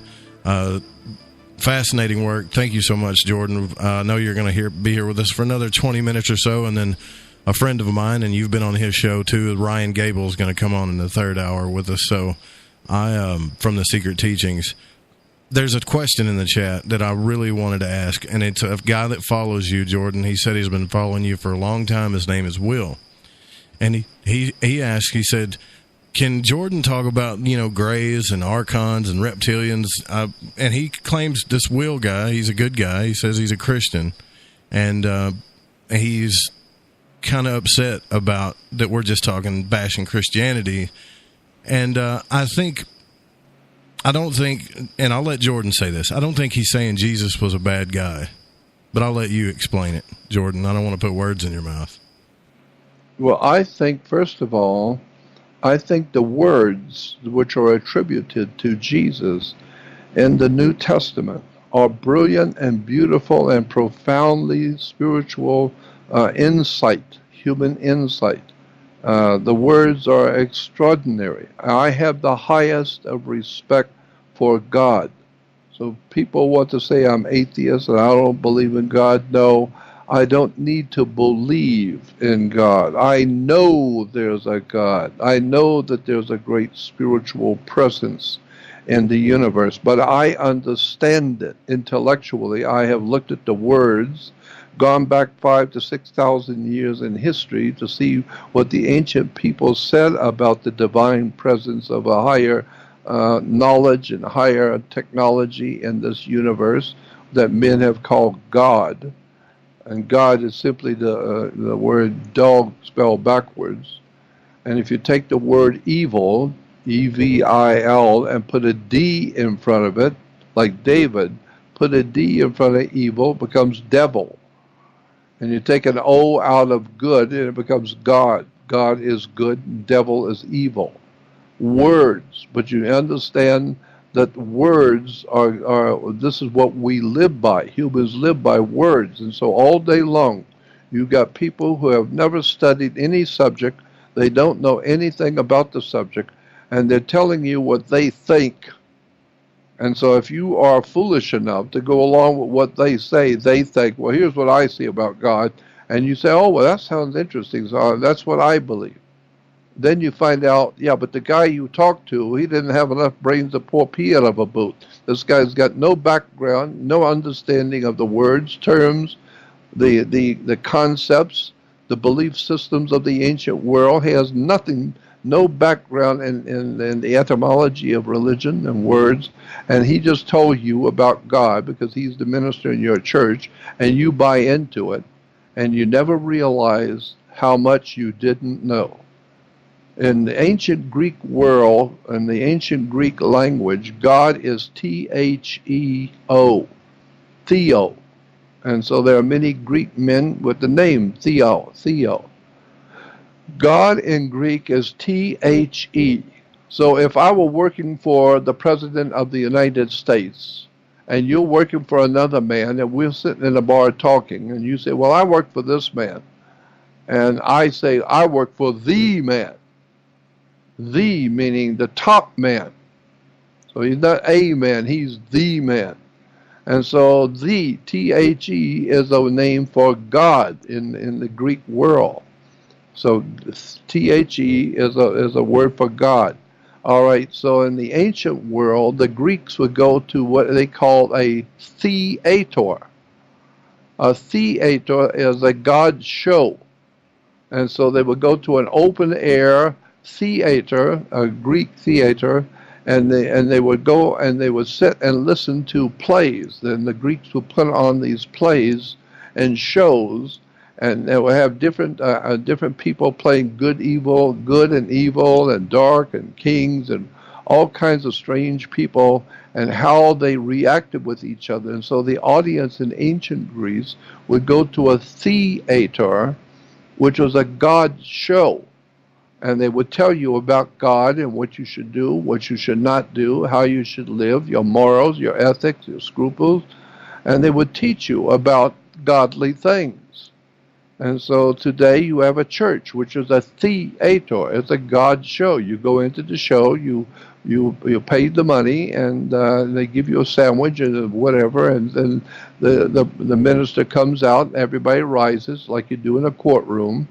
Everyone rises when the priest comes in. That's because it's a courtroom, and it has to do with God, because that's what happens in the courtroom. Everyone rises because the judge represents God. You don't think so? Wait till you go before him. And so therefore he's wearing a black robe. The judges wear a black robe. Well, so do Catholic priests. So does Darth Vader. So does Dracula wear a black robe. So that the demons and movies, they wear black robes. That's why judges wear black robes, because black robes represent the planet Saturn. Wake up, do some homework, and you will see black robes represent the priest of the planet Saturn. Saturn is the god of the Jews today. The Jewish religion is based on Saturn now. There's been 7 different religious foundations of the ancient world which have been molded into one religion, but it's based on 7 ancient religions, and today we call that one religion, which is actually 7 different religions, we call it Judaism. And so the Jews are worshiping the planet Saturn right now, in the past 1,000 years. But before that, they worshiped the moon. Before that, they worshiped the stars. And all the time, they're worshiping all kinds of things. So when you hear that the Jews were God's chosen people and that they were the first monotheistic religion. Mono means one. Theo means God. So they're the monotheistic people. They were the worshipers of one God. No, nothing could be further from the truth. If you go to encyclopedias and read, you will find the Jews were worshiping at least 7 different religions have been put together to make what we call today the Jewish religion. And so how are you to understand that the Jews were the worshipers of one God? Well, if you go back to the ancient Jewish writings and the ancient rabbinical writings and spend a year or two just reading what the ancient ones said, that there was, in point of fact, no ancient Israel ever existed. There was no ancient Israel. There was no King Solomon, King David. Some of the ancient Bibles, and I do mean old English Bibles, if you go back to them, you will see that everywhere in the New Testament that the Bible is talking about King David. In the old translations, it wasn't David. It was King Druid. D-R-U-I-D, King Druid, not King David. And so Druid becomes David. No, it's Druid. And the Druid people were in north, east, west, and south Europe. Northern Europe, Eastern Europe, Western Europe, and Southern Europe were all ruled before the Roman Empire by people called the Druids. The Druids were the politicians, the doctors, the lawyers. And so the Druids were what we call the white people. This is where the white man came from Europe, the Druids. One of the most important symbols in the white man or Druid symbolism in the ancient world was a magic wand, like Merlin, the magician with his magic wand, and the orchestra leader, the orchestra conductor with his magic wand, and he's waving his wand, and you play to his music, not yours. And so the magic wand was a symbol for Druid power in the ancient Europe, northeast, west, and southern Europe. And that's where we get the word news, N-E-W-S, northeast, west, and south Europe. And so anything in the north, east, west, or south is news. And the Druids had the magic wands, which were made out of the holly tree. It was made out of the holly tree. It's made out of Hollywood. And so once you begin to see how this world you live in was really put together, what the words mean, why do you have Druids? Why do you have Hollywood? Why do you have banks? Banks are on both sides of a river. They're called river banks. And what does a river bank do? It directs the flow of your currency, because it's the current, the ebb and flow. Money comes in, money goes out. They breathe in, it breathes out. So it's a current. And so the banks are on both sides of a river. They direct the current or the currency. I'm just telling you that it's the whole world is a mystery. When you get into the dark mysteries of words and terms and where you've come from, what your family, who they were, what their names meant in the ancient world, and then you find out today your children. Your children are on the New York Stock Exchange, and their bodies are being bought and sold. You are being bought and sold on the New York Stock Exchange, and you don't even know it. So, my feeling is just keep on watching the basketball game and the pinball machines and all that, and keep playing the games with your little telephones and all that games. Keep you busy playing your games, while the guys who run this world are vicious. They're rapists, murdering, vicious criminals. And they're they're raping your time. Your game. That's what they're doing. You only got so much time. All they got to do is occupy it. That's it. So they give you football, basketball, kickerball, soccer ball, pinball, golf ball, bowling ball. Why? Because all the sports in the Western world are based on a ball. Golf ball, tennis ball, ping pong ball, kickerball, soccer ball, croquet ball. Everything's a ball, playing with a ball. Why? Fortnite. Because that's what animals like to do. Children and animals and puppies and dogs and people, they all like to play with a ball. So...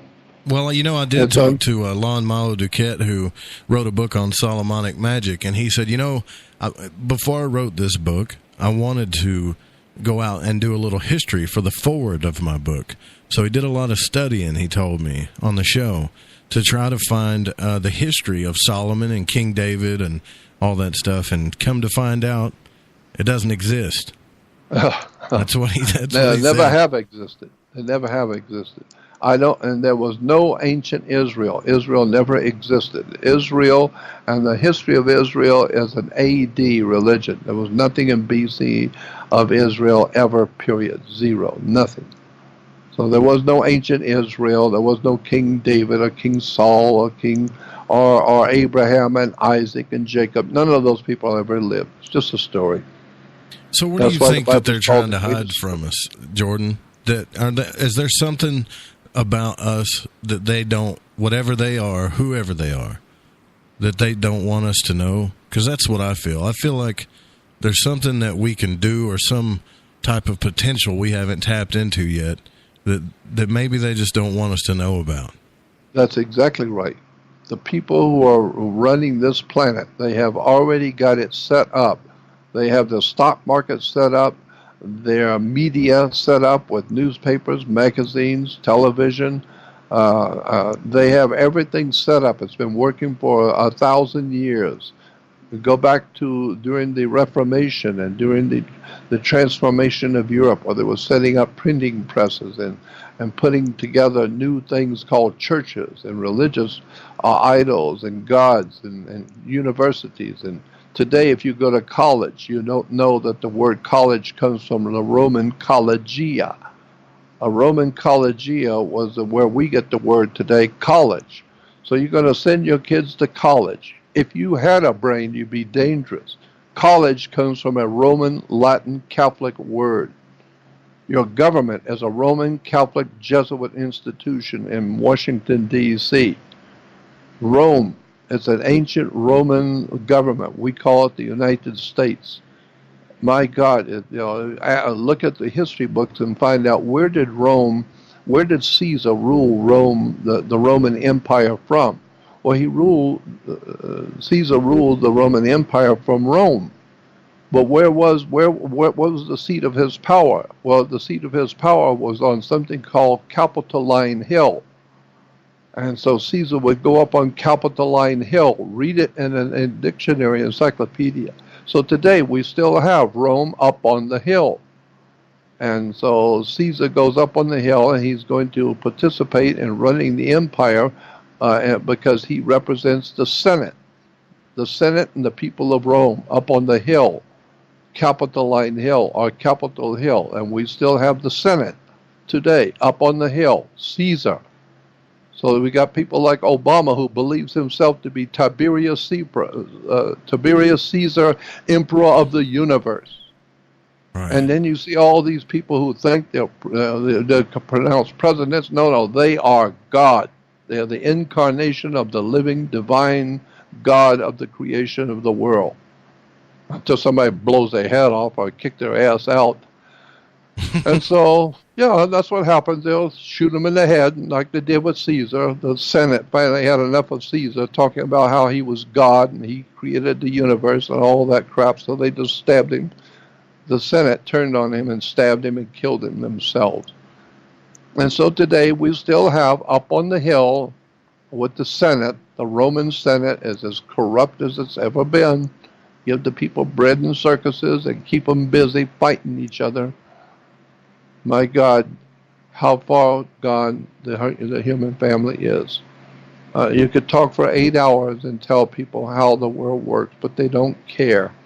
They just don't care. As long as their bellies are full and their beer is cold and their favorite team is playing, they don't care what's going on in the world until the cops come and arrest them and they're taken to prison or taken before the judge. Now they want to call Jordan Maxwell. I get all kinds of people emailing me daily. Really? Jordan, I need to talk to you. I've been charged with this and that, and there's a 25-year prison term, and I need to talk to you bad. What's going on here? I don't understand the words it's saying. What's happening? Can you explain it to me? And I'm thinking, are you kidding? You know, you're on the very last lap of your life, and you're going to prison for 25 years, and you want me to explain the world? Come on, wake up. You should have been awake a long time ago. I was talking 50 years ago, Jack, and you weren't listening. And I've been talking for the past 50 years, and you're still not listening. But now that your ass is in trouble, now you want to call me.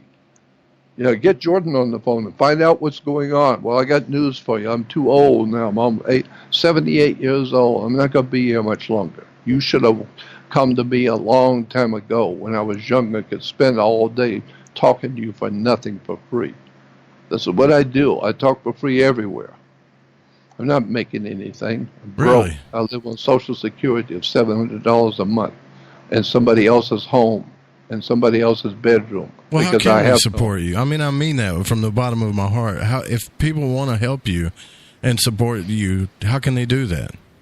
They can just go on my website, Jordan Maxwell Show, SHOW, JordanMaxwellShow.com. And when they go on Jordan Maxwell Show, you will see a button there on the right-hand side that says Help Support Jordan in His Work. Click here, and it says Donation. So just click the button that says Donation. It'll take you right to, donate whatever you want. There it is. All you got to do is just go on Jordan Maxwell Show and click Donate. It says Help Jordan Maxwell. Click here. And also consider, guys, the vast... I mean, look, I've spent months on YouTube and other places, podcasts, radio shows, you name it, listening to Jordan's, and there's a lot of stuff he tells over and over again, but that's because it's important. But there's also a lot of stuff still to this day that I haven't heard about. And so you have to consider all of the information that he's given out, not just on this one program. Really, go look at it. It'll blow your mind. And we only got a couple minutes left here with you, Jordan. This is like the third time I've talked to you, and I love it. I'm so into what you're doing. I'm so sorry the way things have turned out, but the cause and effect is real. It is real. And it does remind me that the book Ecclesiastes, where whoever wrote that book was talking about, it seemed just like the more wisdom that I got, the more sorrowful I became. Boy, you got that right. The more you learn, the more you're going to wish you'd have never been born. Because you're going to find out things if you really are intellectually honest, which most people aren't. But if you're intellectually honest and you've got an open mind, because your mind is like a parachute, don't work if it's not open. But if you are man enough to face the truth, like the movie said, you can't handle the truth. And that's the problem, is that people can't handle the real truth. They don't want to hear the truth. They want to hear everything is nice and happy, and they're going to have their plenty of beer, and they're going to watch all the movies and all the television shows, and they're going to be very happy. Well, wait till this world comes falling down, and you wake up and find out you're in serious trouble, and it's coming big time now.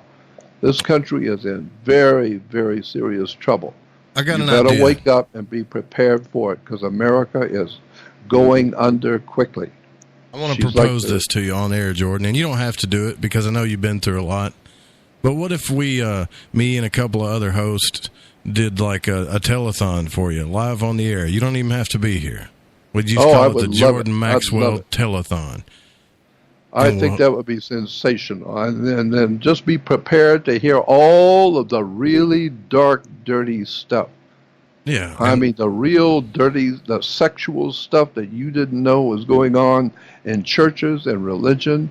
All of the pornography and the child sex stuff that's going on in the church and the Vatican and Judaism. Really all the dirty stuff. I can tell you things about the church and Judaism that will blow your mind. And in Islam, where you can rent an 8-year-old, 7-year-old girl for the night, and you call it, and because you're Islamic, you can rent a child for the night. That's terrible. You pay their parents, and then you can say you are married to them, and therefore you can treat her like you're married. But she's only 7 years old. Yeah. Let me tell you, I've got stuff that will blow your mind. You've never heard before. Well, Jordan, thank you so much for coming on the show. It's been enlightening, to say the least. I really appreciate your time. I appreciate you allowing me to come on. Let's do it. I think that's a great idea. Let's get a big show together, and I'll sit there and just unload on you all kinds of stuff. Right on. There you go. And we'll do a call-in telethon, take donations. Let's help Jordan out. Let's do it. Let's do it. I'm ready to do it. And thank you so much. We'll be in touch about that, for real. And again, it's been a pleasure, Jordan. Thank you. Have a good night. Good night. Jordan Maxwell, everybody. JordanMaxwellShow.com. Go check out the blog. There's a donate button there on the website, too. Go look at all the information. We'll be right back, guys. Ryan Gable's going to be here with us.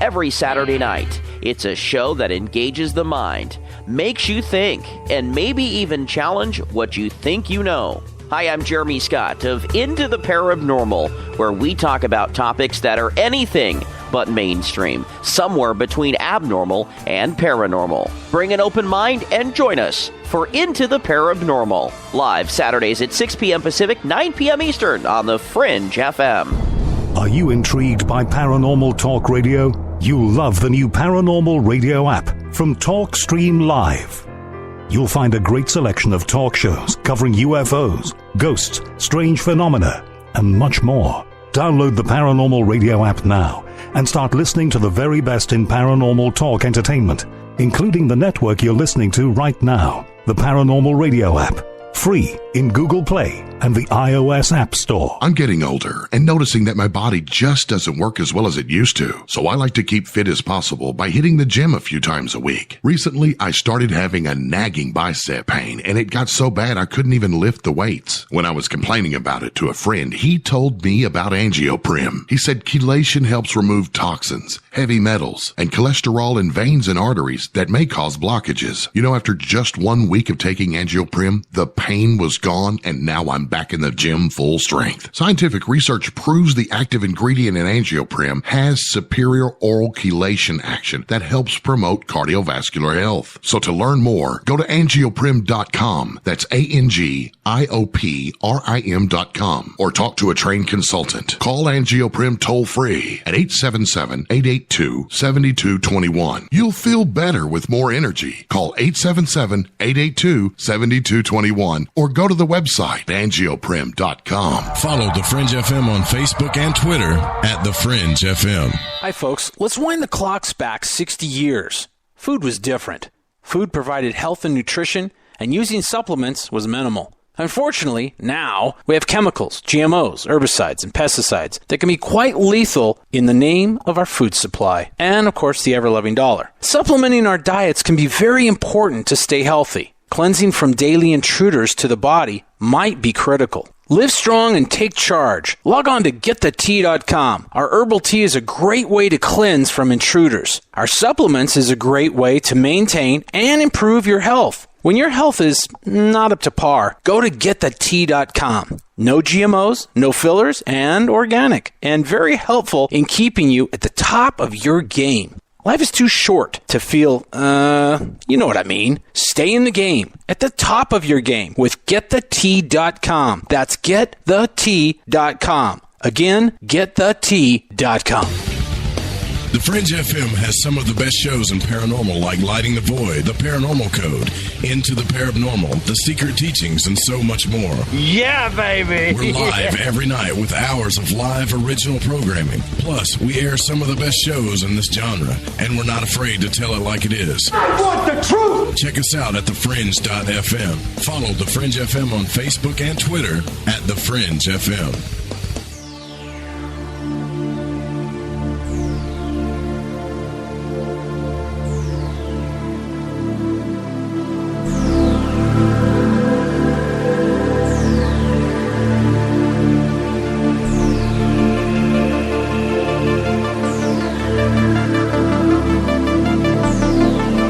To call Joe, pick up the phone, dial 1-800-588-0335, toll free from the United States or Canada. 1-800-588-0335 is the number. LightingTheVoid.com is the website. We just got through talking with Jordan Maxwell. Tomorrow night on the program, we're going to talk about something I've never talked about, which is the secret space program, but with David Adair. Not the usual company when this conversation comes up, but I promise you it's going to be a good one. Right now I have with me the host of The Secret Teachings, Ryan Gable, is with us in the third hour. You can call in if you have any questions or statements or anything you want to call in about. The phone lines are open, but Ryan, thank you so much for joining the program. I appreciate it.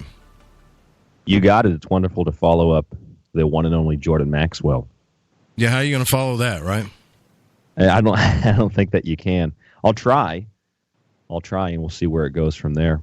You know, the one thing I find frustrating about Jordan's whole story is his whole story, because it feels like it's the same journey that I'm on, that others are on as well, where you go down this road, more doors open up, and you start finding out some of the stuff people told you is dark isn't really dark, and some of the stuff people told you is good isn't really good, and you keep just crossing, going down this winding labyrinth, and you're trying to find the Goblin King, like David Bowie in Labyrinth at the end of it, and that's the hardest part.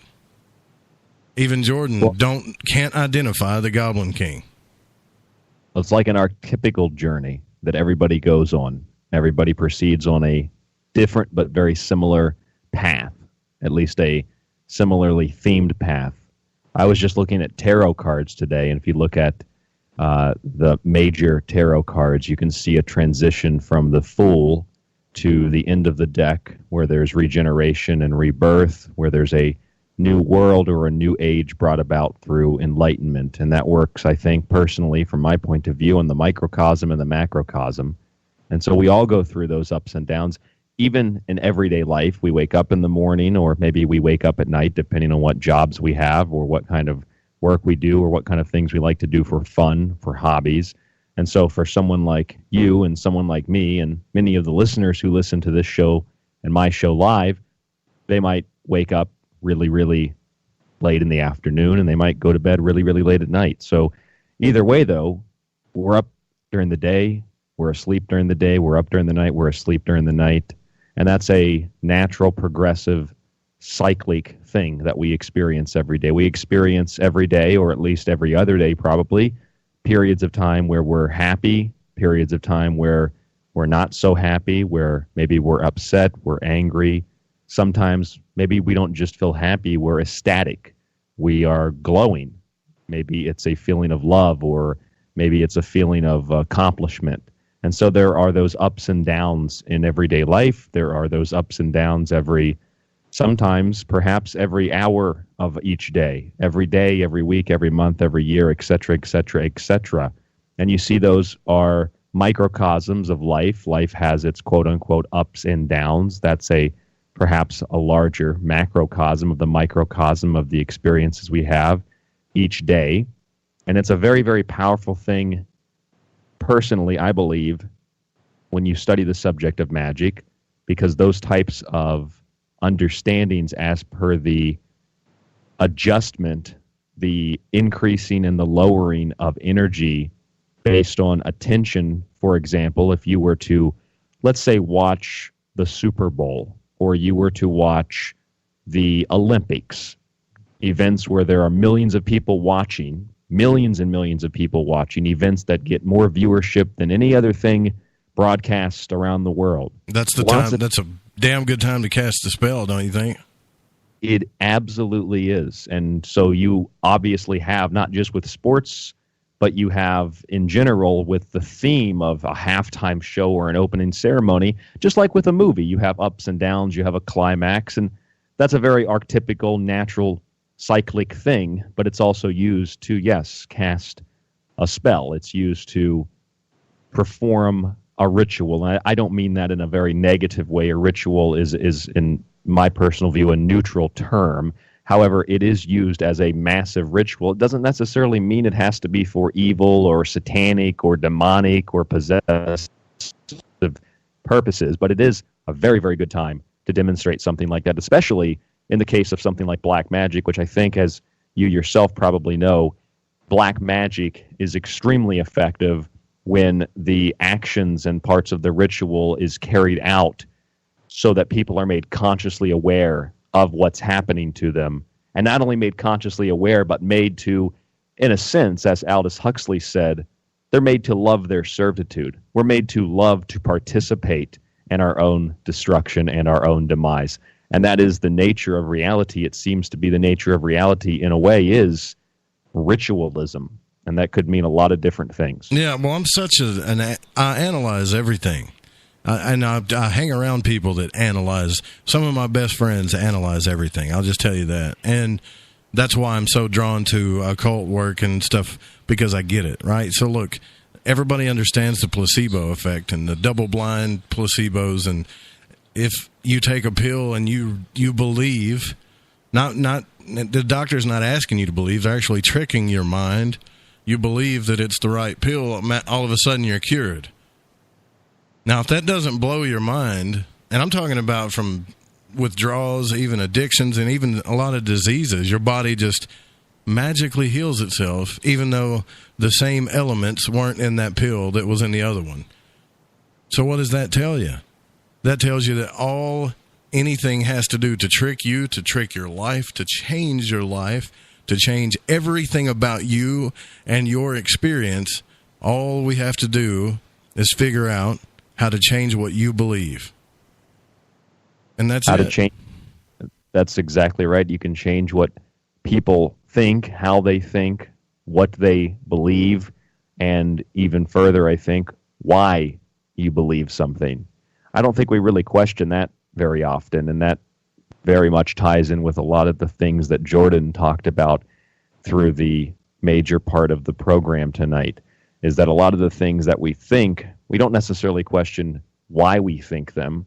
We don't necessarily have a moment where we think critically about what we believe and why we believe it. And when you start to address those things, in fact, David Icke, I think, made a great point about this one time. As an example, he said, if you want to see what you can believe and what you should believe, take a blank sheet of paper and divide it and write down what you know and what you can prove about your beliefs.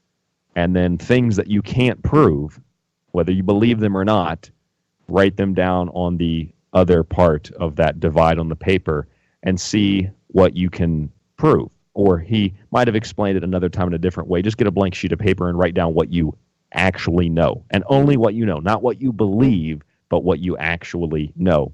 And see how much of what your beliefs are translates to physically demonstrating whether or not you have any proof to support what you believe and why you believe it. And that's really dangerous. And that, I think, especially now in today's political climate, as Jordan mentioned, communism, he talked about that on my show as well. Communism is an appropriate word I've started to use the word Marxism more and more because that's a word that Jim Mars used on my show. One of the last times he was on was that he said this is a cultural Marxist agenda, a lot of the things that we see happening. And so because of that, whether we call it communism or Marxism, you see a lot of the people that go to these, I call them protests of the month, kind of like Book of the Month Club. It's like these people get sent a protest kit in the mail. Oh, gosh. And so they protest whatever it is the protest of the week. And I've personally done this myself. This isn't something I've watched videos of other people doing and thought that this is the case. When I lived in Boise, Idaho, I went down to the gun rallies, which were like an extension of the pro-women rallies, which were like an extension of Black Lives Matter, all these different rallies. And it was really the same people going down to them every time. You'd see some of the same people. And I'd ask questions about why they believe what they believe. And I wasn't disputing it. I was coming in as far as they knew, someone who believed what they believed. And if I would ask, as anybody else who may have done this might have experienced, you ask, why do you believe that? And just being questioned, even by somebody who you could, as an observer, you could see that nobody said I did or didn't believe anything. I just asked a protester why they were there, and immediately it is either a verbal, aggressive insult because they can't explain why they're there, or they ignore what you're saying. I mean, I've experienced that personally, even if that is only my experience and nobody else's experience.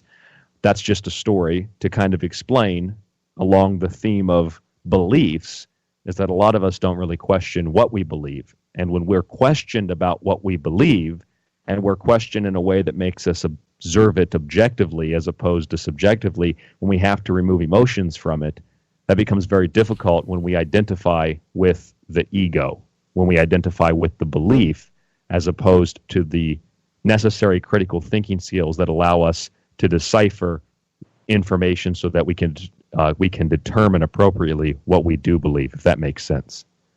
Yeah, and I've gotten emails about Joe, and even, I told you Leo Zagami said that, warned me, be careful, you're pushing a magical movement. The more I thought about it, I'm not really pushing a magical movement. I'm pushing a movement to become aware of it, to become aware of how you're influenced by your subconscious. I know some magicians, and by the way, if that Will McBride guy is still here, I want you to know that as far as Christ goes, I know some real Rosicrucians, not fake ones.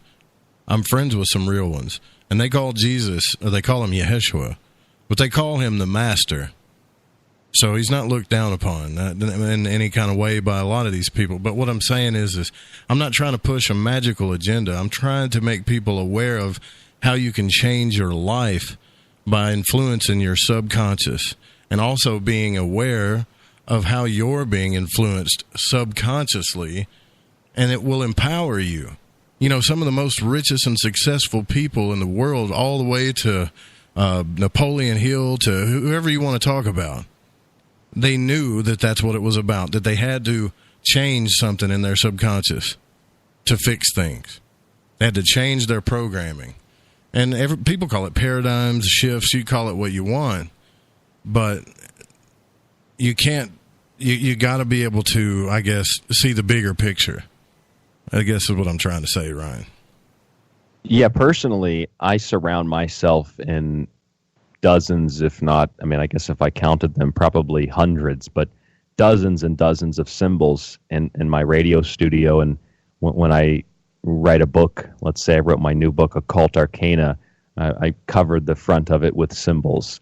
And not because I necessarily believe, as if I'm using the cross, that I'm a Christian, or if I'm using a swastika that I'm a quote-unquote Nazi. I'm using symbols because, sure, other people have a right and have their own interpretation to believe whatever it is that they believe, and they're not necessarily any more correct or incorrect than I am, but those symbols have a powerful meaning to me in a way that might mean something different to somebody else. And I like to surround myself in numerous forms of symbolism, which comes in a lot more variety than we typically think. If we thought of a cross, if we thought of a pentagram, if we thought of an ankh, if we thought of a swastika, if we thought of a hammer and sickle, symbolism comes in the form of colors and animals, and right in front of us each and every day, the text on your computer screen, the text in the book that you're reading, the text online, everything is symbolism in that sense, because letters are symbols, numbers are symbols, et cetera, et cetera, et cetera. I know Jordan would talk about this as well, because numbers and letters, if you put them into a specific order, you get words and sentences, and you can explain things. And how do you put together words? You spell them. You cast spells with words. So words have a powerful, magical meaning because of that. And then when you write in a certain way and use words in a certain way, we call that cursive. You're cursing. You're putting a curse on somebody else, or casting a spell, casting a curse, however you say it. So words are very powerful because of that. And so in surrounding myself with symbols, I like to let them influence my subconscious by opening myself to interpretation, as opposed to having a specific bias towards a certain symbol because somebody said that's a bad symbol. Well, I don't believe that. Right. And so once you figure out what influences your subconscious, then you can start working with that to influence your life. And that's what's called magic, whether you want to believe it or not. Now, if you don't believe me, there's a lot of hype even in our community, and I'm going to play just a little clip here to prove it to you, right? There is hype in our community, so I will tell you, if you want to see magic working at its darkest, watch where thousands of people are moving, especially in the media. Now, I'm not saying that successful people in the media are black magicians, but what I am saying is that some of them have a dark influence, right? And they don't even know it. They probably believe, like we talked about belief, think they're doing a good thing. Now, this is a clip from Josh Reeves from the Global Reality Channel, who is trying to convince people that, you know, one guy's saying one thing, and, you know, they've both been accused of being, what do you call it, CIA ops or whatever, and everybody kind of laughs at that. But they kind of admit it, too. They admit that they're working with people that influence your mind. Listen to this.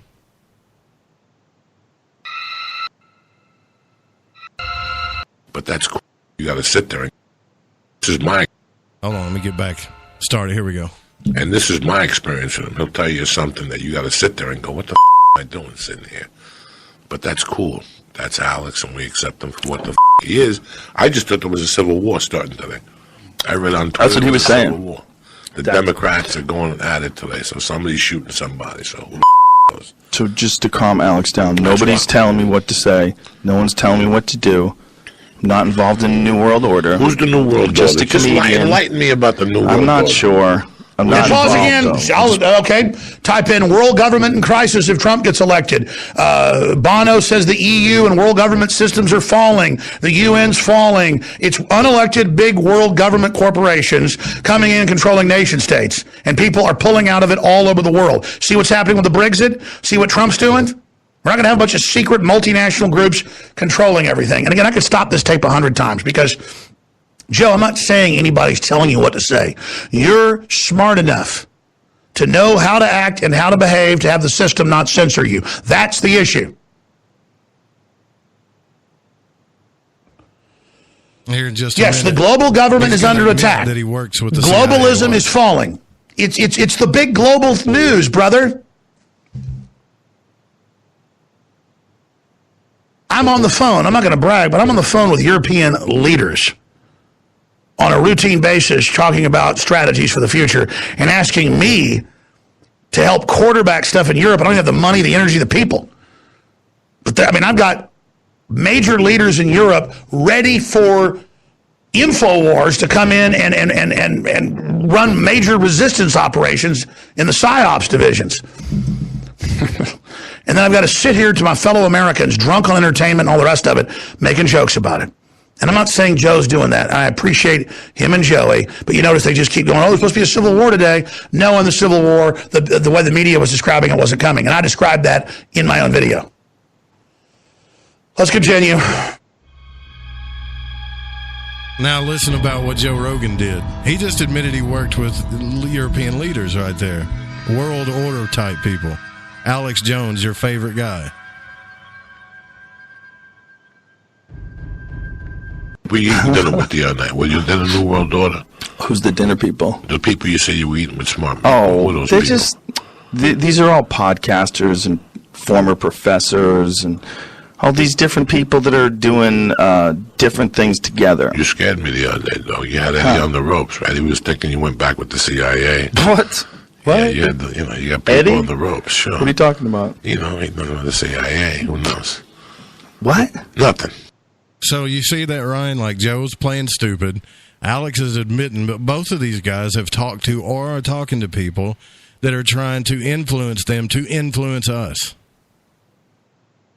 Do you remember that Karl Rove quote from about 14, 15 years ago? I think it was in the New York Times magazine about creating reality. Does that ring any bells? Say that again? Sorry. No, it's okay. It was I believe it was a Karl Rove quote. He talked about how the United States is an empire. And he said that when we act as a country, we create our own reality. And while people are studying that reality, we will act again and create other new realities, which you can study too. But we will continue to create new realities. We create your reality. How many people listen to Alex Jones and buy his stuff and all that? I mean, thousands, right? Joe Rogan, both. Alex is just, he's admitting right there in Josh Reeves' video that, hey, man, I'm on the phone with European leaders. And if you listen to the rest of that video, he also says, I'm on the phone with the CIA. He kind of admits that he talks to these people all the time, right? So either way, they're using this guy to influence him. And he probably don't even know how they're psyoping him. He probably doesn't even know how they're influencing him because it's cause and effect. You see, when you throw a rock in the water, it ripples, it gets bigger, cause and effect, which is an old Hermetic axiom. If you want to get to the masses, all you got to do is start with a big mouth. There it is right there. Two of them. And then Joey Diaz turns around and says, well, you were at dinner with some of these people that Joe Rogan, think about this for a second. If I said, Ryan, you were at dinner with some other people, who were they? If you had no secrets, you would tell me who they were, wouldn't you? I'd probably tell you who they were, yeah. Yeah, unless it was a privacy thing, but yes. But they're just podcasters and no. He's talking to a crowd of people that are talking about something trying to influence people. The only difference is you got one guy admitting it and one guy hiding it, right? And here's the other thing. Now, in our community, in the conspiracy community, do you honestly think that they're not influencing the mouths in this community too? This show is nowhere big enough. I haven't talked to anybody special. and if it happens, I'll let you know. But I can promise you there are people in our community that are being influenced the same way. And just now, here recently, people are starting to wake up to it. And they still won't say the names on the air. I've talked to Greenwald, Stephen Bassett, you name it, who I've talked to. They still don't want to name names because they don't want to get involved with it and I don't blame them because they got their work set on something else and they just don't want to get involved with it. But everybody's aware of the lies and influences happening. Now, you could say, well, that's just lies. It's not magic. Buddy, if it influences 1 million people, it's magic. It's magic, yeah. And another thing is, I don't know exactly who you're talking about specifically, but if I know you have, if anybody else has listened to my show, The Secret Teachings, if I become aware of, from personal experience, firsthand, or in another capacity, in another way, about somebody or a group acting in a way that is dishonest, then I call them out by name. And I've done that numerous times. On the subject of influencing people in that way, I wanted to, because I was thinking about this today, so interestingly enough, you bring this up, and you didn't talk to me before the show about the topic, so it's almost like a synchronicity in a sense, and I mean that in a legitimate way. If you have a look at, going back to what I said about the Super Bowl, I was talking to random people. I was actually sitting one time at a hotel, and I was doing some research on a Super Bowl halftime show from a couple of years ago. It was the 50th Super Bowl, so I think that was about 3 years ago, and Coldplay performed at that Super Bowl. Do you remember that Super Bowl halftime show? Yeah, I actually I remember that because I was a big fan of Coldplay then. Yes, and I knew who Coldplay was, but I didn't really listen to the music. But I had heard that very famous song where he mentioned St. Peter and the keys and things like that. And these people just randomly, these two girls randomly, it wasn't a flirtatious thing. They just looked at me and seemed like they were very interested in what I had in front of me and said, so what is that? What are you looking at there? And I said, it's symbolism and it's magic and it's a ritual. And I only talked to them for a few minutes. I tried to explain a few details. I said, well, here you can see, if you look from an aerial view, they literally built the stage of the halftime performance with Coldplay. They built it into the form of a giant golden cross. And then I said, in the center of that golden cross stage, which almost in a sense is like a Celtic cross, you have the center circle around the central point of the active and passive bars that make up the cross, or the X.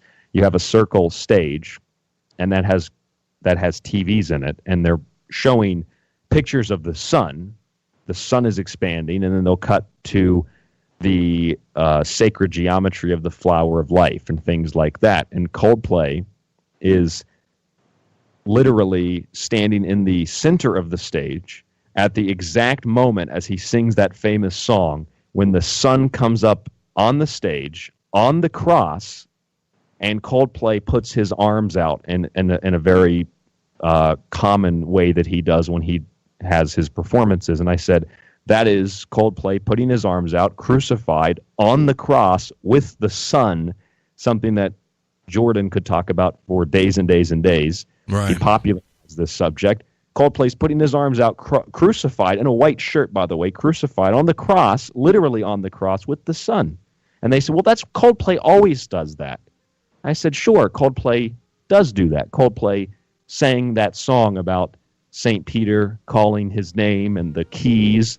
Mm-hmm. And that's something that I don't think Coldplay wrote that song to perform at the Super Bowl. What I think is the NFL decided, well, this is the golden game, the 50th game, the 50th Super Bowl, so we should have it in San Francisco, where you have the Golden Gate Bridge and the two keys, the symbolism of the two keys, which were in the song with St. Peter and the two keys that was in the Coldplay song. The keys are sacred symbols of unlocking something secret. They are the keys that unlock the gates to heaven.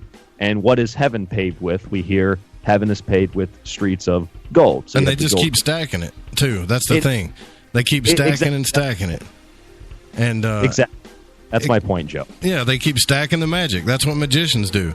And me and Ryan are going to talk about, Ryan and I are going to talk about that when we come back. The phone lines are still open. It's 1-800-588-0335. We'll be right back.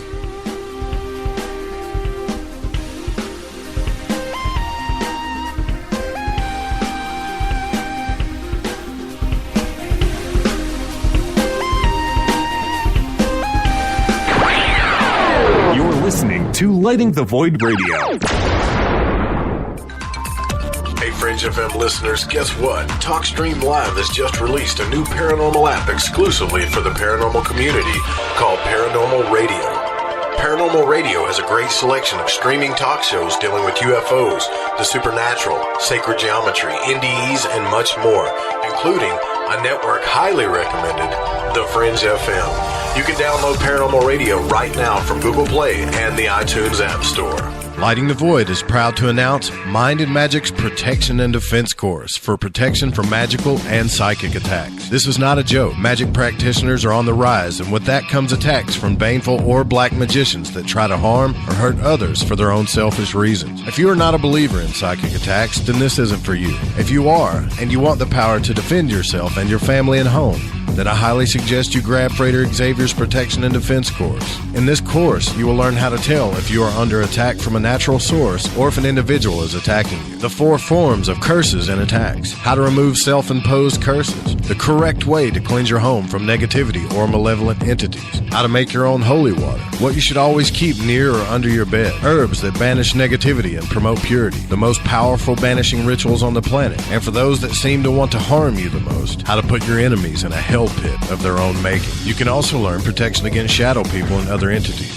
Or are you just in a bad planetary alignment? Even how to get rid of an enemy using a tic-tac box. It does not matter what your faith or belief is, this will work. Click the banner on the website at lightingthevoid.com or go to lightingthevoid.com/Xavier. Hey, Fringe FM listeners. Did you know that when you're on the road with limited data or no Wi-Fi available, you can still listen to every minute of the Fringe FM by calling 701-719-3971. No smartphone app or internet needed. Saves your data plan and no extra cost if you have unlimited minutes. Call 701-719-3971. That's 701-719-3971. Listen to the Fringe FM on any phone, anytime, anywhere. Hi, folks. CBD is the home run hitter for health right now. Why, you ask? Because of what it does for the body. Unfortunately, I can't tell you all about the benefit. You know, there's reasons. Do your due diligence and log on to ancientlifeoil.com. That's ancientlifeoil.com. Ancient Life Oil uses organic ingredients and is blended in coconut oil for some of the best benefits. Legal in 50 states and non-psychoactive. Log on to ancientlifeoil.com. That's ancientlifeoil.com. Select Joe Roop at checkout at ancientlifeoil.com. This is Reverend John M. Polk from johnpolkmedia.com, and you can listen to my show, The Quantum Hologram Matrix, every Thursday night. ETs, UFOs, metaphysics, the paranormal, and more are some of the many topics we will cover on The Quantum Hologram Matrix. Make sure you bring your higher concentric multidimensional selves. That's every Thursday night, 5 p.m. Pacific, right here on The Fringe FM. How you doing today, guys? This is Garrett Lee. And this is Randy Warner. We're the hosts of Healers and Hellraisers, and you're listening to The Fringe FM. The truth is out there. There's something out here. And so are we. KTOK Digital Broadcasting, The Fringe FM.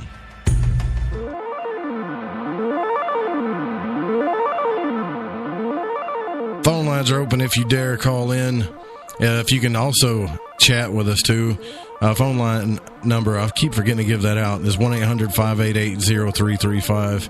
Ryan Gable from The Secret Teachings is with us. We're talking after Jordan Maxwell was with us as well, but we're talking about how symbolism and occult things influence us, but also I do want you to realize that I am not speaking out against magic because I believe, and Ryan knows I believe this, that each and every one of you is practicing magic, whether you know it or not. It's only when you become aware of your potential that it has been hidden from you by the cabal or whatever you want to call it. When you become aware of that you become empowered. And I think that's they call it the secrets of heaven in the Bible, whatever. Why is it so secret? Why does whatever this is out there, why does it not want you to know your potential? Because you're not worthy? Because you're not ready to know the truth? Who gets to decide that? I don't know if you remember a band called the Blue Oyster Cult, but I'm sure you do know what a one-hit wonder is. Now, you remember Ryan Jordan was talking about Saturn, right? That's right. Saturn. What does Saturn represent in the occult? Many things. It represents lead, the word no, stop, death. Everything that limits, that's the great limiter is Saturn. It's the end, right? Now, if you were to, let's just say you understood magic and you did what some of these people do, which is, I guess, personify or glorify one of the ancient gods like Saturn, because Saturn is the ancient. Where do you think you get the word Saturday from, right? In a way that people are unaware, but you're influencing a lot of people and glorifying that concept, archon, God, whatever you want to call it. That one-hit wonder might actually make you millions. And I know you guys remember this one-hit wonder, right?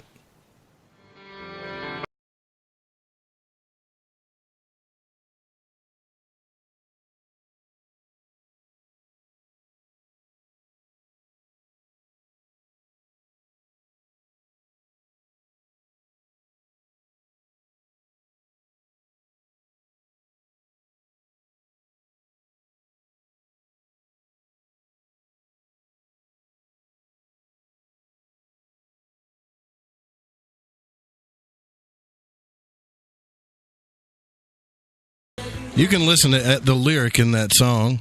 You can look at the cover and they're holding the tarot cards and pay real close attention to the tarot cards that they're holding on the front of. There's so much symbolism on the front of that cover, by the way. So much. And what's he talking about? The seasons don't fear the reaper. Nature doesn't fear the reaper. Saturn, death, time, no, the limiter, the great limiter. We can be like they are with no fear. And in magic, they teach you that fear is the enemy. Now, they made that whole song about this, right? And a lot of people think he's talking about a girl, but what he's really doing, whether he's unaware of it, I believe they were aware of it, because look at the cover of the album, right? All of a sudden, they're millionaires. They influenced people. Now they got money. Funny how that works. As long as they're exonerating an ancient god. Interesting also, going back to what I said about the Super Bowl back in, 2016? I think it was 2016 with Coldplay.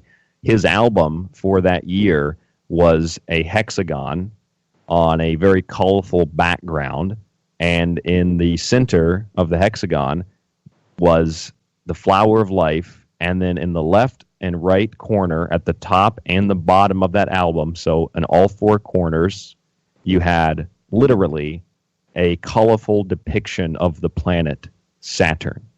And what is Saturn? Saturn is, as you said, many, many things. Saturn is lead. The symbol of lead is essentially the seal of Solomon. It's an inverted and upright triangle that are unclosed, kind of like two V's that are superimposed over each other. And Saturn is the reaper. Saturn is Father Time.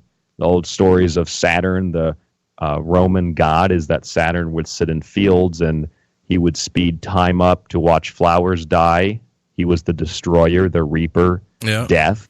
But then he would also reverse time, or rather reinvent a new time, or regenerate time, rather, I think would be the best word. So then the flowers would bloom again. So death is a necessary part of life, making Saturn, to some, I see it this way, in some capacity, Saturn is a necessary evil as well. So there are numerous interpretations, but you're exactly right. I've heard that song before. I didn't think much of that, but I'm going to go back and listen to that, and I'm sure I could do a show on that, I'm sure now. Well, that's exactly I don't interpret it very good, Ryan, but there's a magician on YouTube called Frederick Xavier, who's one of my favorite people to watch.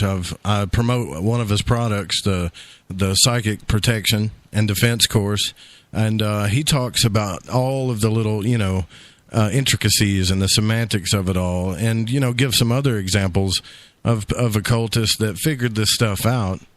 And so now when you talk about the Super Bowl, these people, what a good magician does, what they first learn how to do these rituals in secret and in private, and you've seen the sign of silence, the Harpocrat, which it's a bigger meaning, to keep your mouth shut, right? You don't want everybody knowing. But a good magician can do a ritual right in front of you, or put a sigil right in front of you, which charges their magic when you look at it, because it hits your subconscious or whatever, and that's how it works.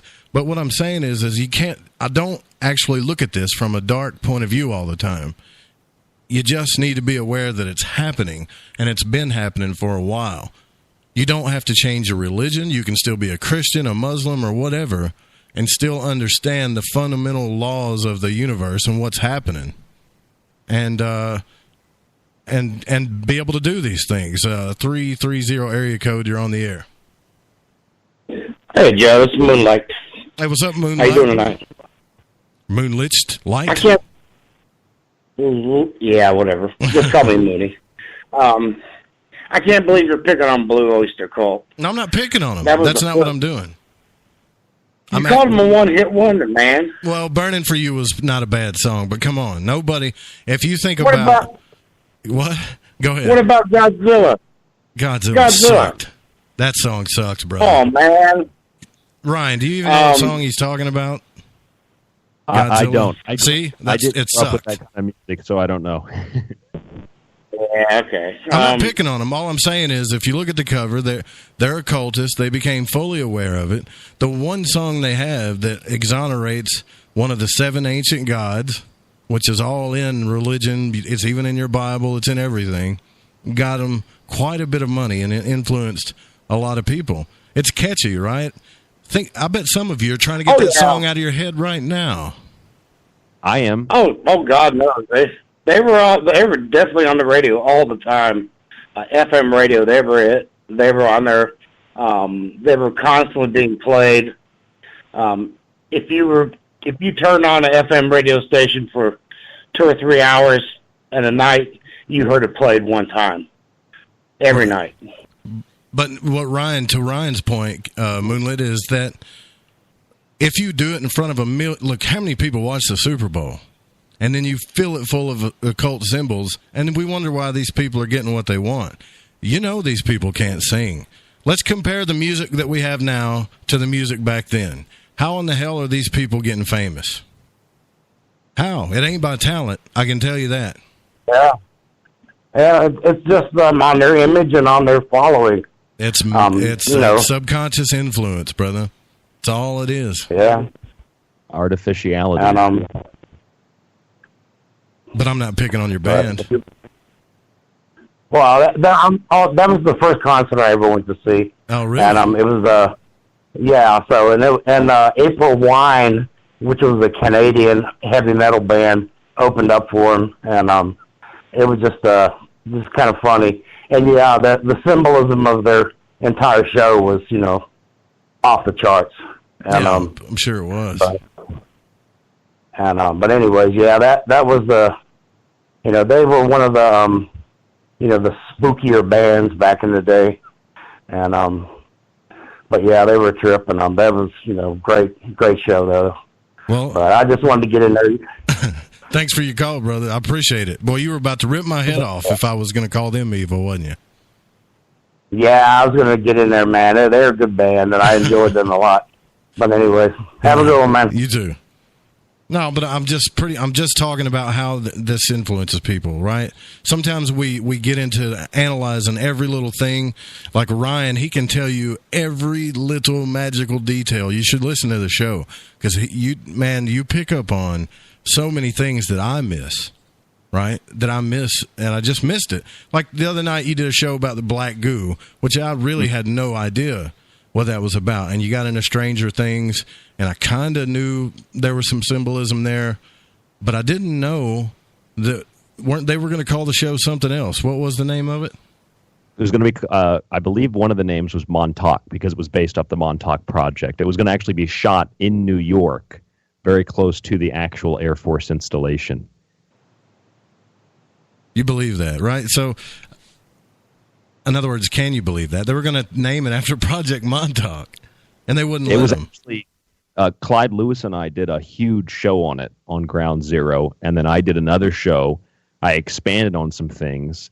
I don't think I even took commercials during my show, so it was like 3 hours of raw content after I did the show with Clyde, where I expanded on some of those details. Clyde and I were on the same page on almost everything, but one thing I didn't know was that the Duffer Brothers, who wrote and created Stranger Things, had actually written something. It was their proposal to the studios. It was called the Montauk Bible. And interestingly enough, because I've studied this my entire life, I didn't grow up in any other environment. I've always been doing this at least since I turned 18 years old. So I grew up studying these things and learning about MK Ultra and MK Search and the Montauk Project and the Phoenix Project and the Philadelphia experiment and things like that. And so in understanding that, like I'm sure many of you do, if you watch shows like that, they're very powerful, I think, for a lot of reasons. Number one, I think it speaks to us subconsciously, and we know that a lot of the things in that show are true. Number two, for whatever the reason might be, because of that or something else or a combination of many things, it's powerful because it's magical, and it does speak to us on a subconscious level, regardless of what the reason for that speaking to us on the subconscious level is. And when I watched it for the first time, it wasn't popular. It had just come out, and I sat down and watched it, and I thought, this is really strange. Like, there's no explanation about what this show's really about in terms of it being related to these government programs, but I know that's MK Ultra. They're remote viewing, they're opening portals up to other dimensions. That's the Montauk Project, the Phoenix Project. And I thought all of those things, and I told the person I was watching it with at the time, and they didn't know what I was talking about. And then it turns out that the Duffer Brothers actually wrote that in their Montauk Bible, the proposal, where it was based off of all of these government projects, all these government programs. Even in the show, they mentioned the MK Ultra experiments. And interestingly enough, I find this stuff so fascinating. I'm going to do some more shows on this in the future, Joe, because this is a really, really powerful subject. The Department of Energy is in control. The Department of Energy opens the portal to the other dimension, the other world. And I know there's a huge correlation there between the Stranger Things show, between Pixar movies like Monsters Incorporated. Yeah. Even like I've never personally seen Twin Peaks, but I've been told that it starts out with the detonation of the nuclear. You gotta watch that. I do. And what does that bomb do? Apparently, the bomb explodes. It allows this evil to come into this world. And what did the Manhattan Project turn into? The Manhattan Project turned into the Department of Energy. And the Department of Energy, one thing I learned from Clyde Lewis, the one thing we both had some information that the other one didn't catch, and I learned something from him, that the Department of Energy literally controls and operates more government programs than any other governmental agency. I mean, imagine that. Energy and controlled energy. That's the big guys, right? And remember the X-Files.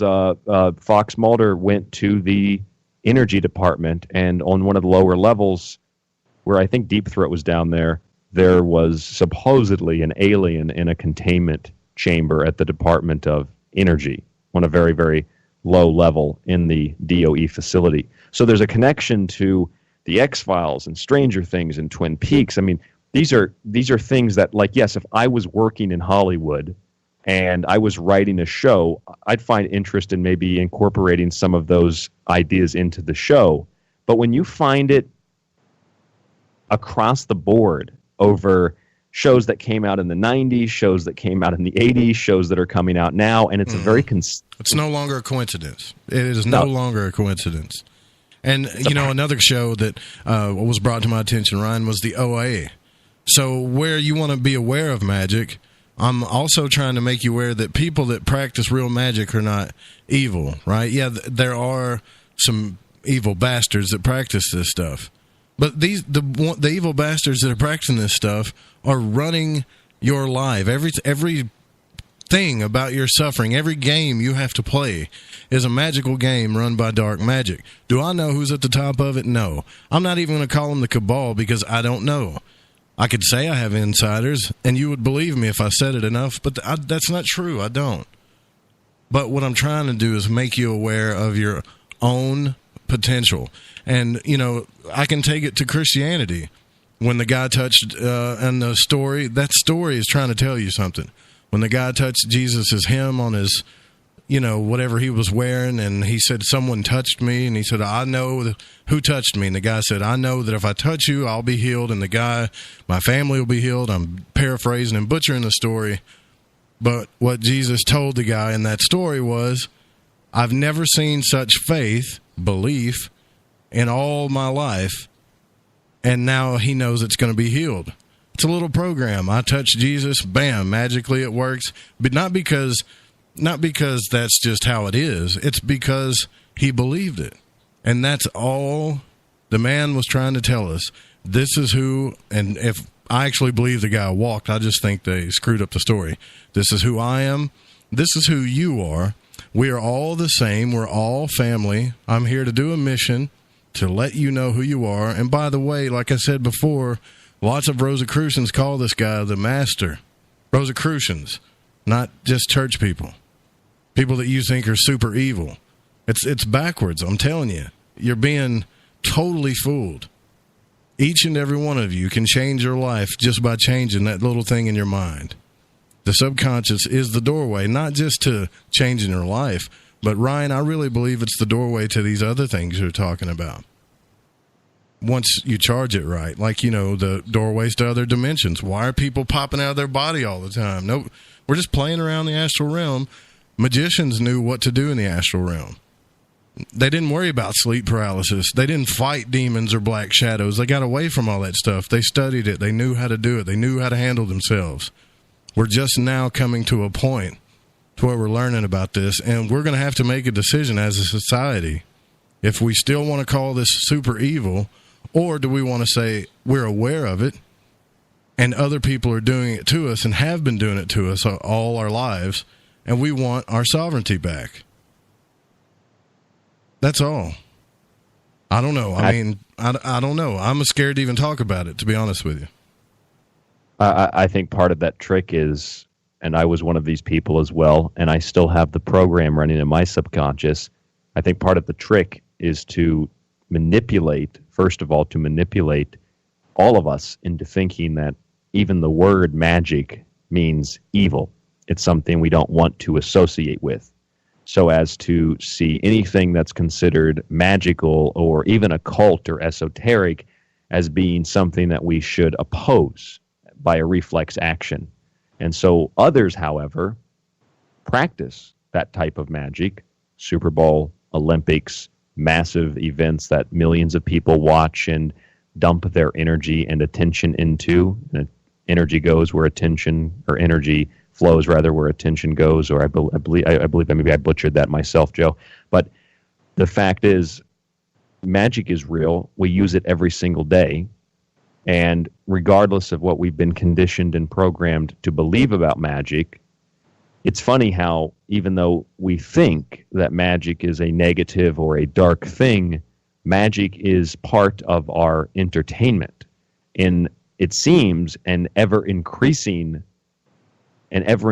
amount of entertainment that focuses on the subject of magic, such as Harry Potter, but there are cartoons, there are kids shows, Disney Channel shows, Nickelodeon shows, Cartoon Network shows. There are TV shows for adults focused on magic. I mean, I can just think of a couple off the top of my head. There is the Once Upon a Time show, Fairy Tales and Magic. There is there's all a the show Disney cartoons for sure. Yeah, for sure. Waverly Palace or whatever the name of that show was. So, along with Harry Potter and then the prequel / sequel, whatever those other movies are, it's entertainment, and that also discredits the concept of magic in a large way. And then the other perception of magic is that it's pure evil, and so we reject it without even thinking how much it influences us, first of all, and how much we ourselves can utilize that to fight back against the darker forms and to also implement our own form of magic, our own lives. Why do you think it's evil? Everybody that says it's evil, they always relate it to a story, right? Well, the Aleister Crowley did this, or the Greeks did that, or they performed this stuff. You're not looking at, what you're looking at is a person figuring out power and using it wrong, and so you won't touch it. You won't touch it because this is what they did. Well, just because they're corrupt and they want to hurt people doesn't mean that you have to be that way. And that's what people want you to think. Look what they did. Run. This is what happens when you try to empower yourself, or you try to care about your own sovereignty, or you actually think you're more than just a dumb animal. You go and you try to do these things and empower yourself in your life, and you're going to end up like that guy over there. And so you don't mess with it. And crowds of people want you to think that. And it's not true. You know, it's just not true. That's a very good point. They're talking about, man, we got to get out of here. They're talking about Eye in the Sky by Alan Parsons. There you go. Lyrics on that one. I was thinking of that earlier. That's right. There you go. Earth, go. Wind, and Fire, a lot of symbolism. Led Zeppelin. It's all there. We got to get out of here, though. But it's all there, man. I mean, just study everything. Pay attention to the lyrics. Don't be afraid to pick up another book besides what your pastor or your scribe or Pharisee, the harbingers of hell that the master told you that they are. Don't look at any other books besides this one. Harbingers of hell. Remember that. And don't be afraid of knowledge. Damn it, Ryan. I could do this all night, but we do got to get out of here. I could too, buddy. Thanks for having me on the last hour. Absolutely. Friday nights, Ryan Gable comes on, The Secret Teachings, and the website is thesecretteachings.info.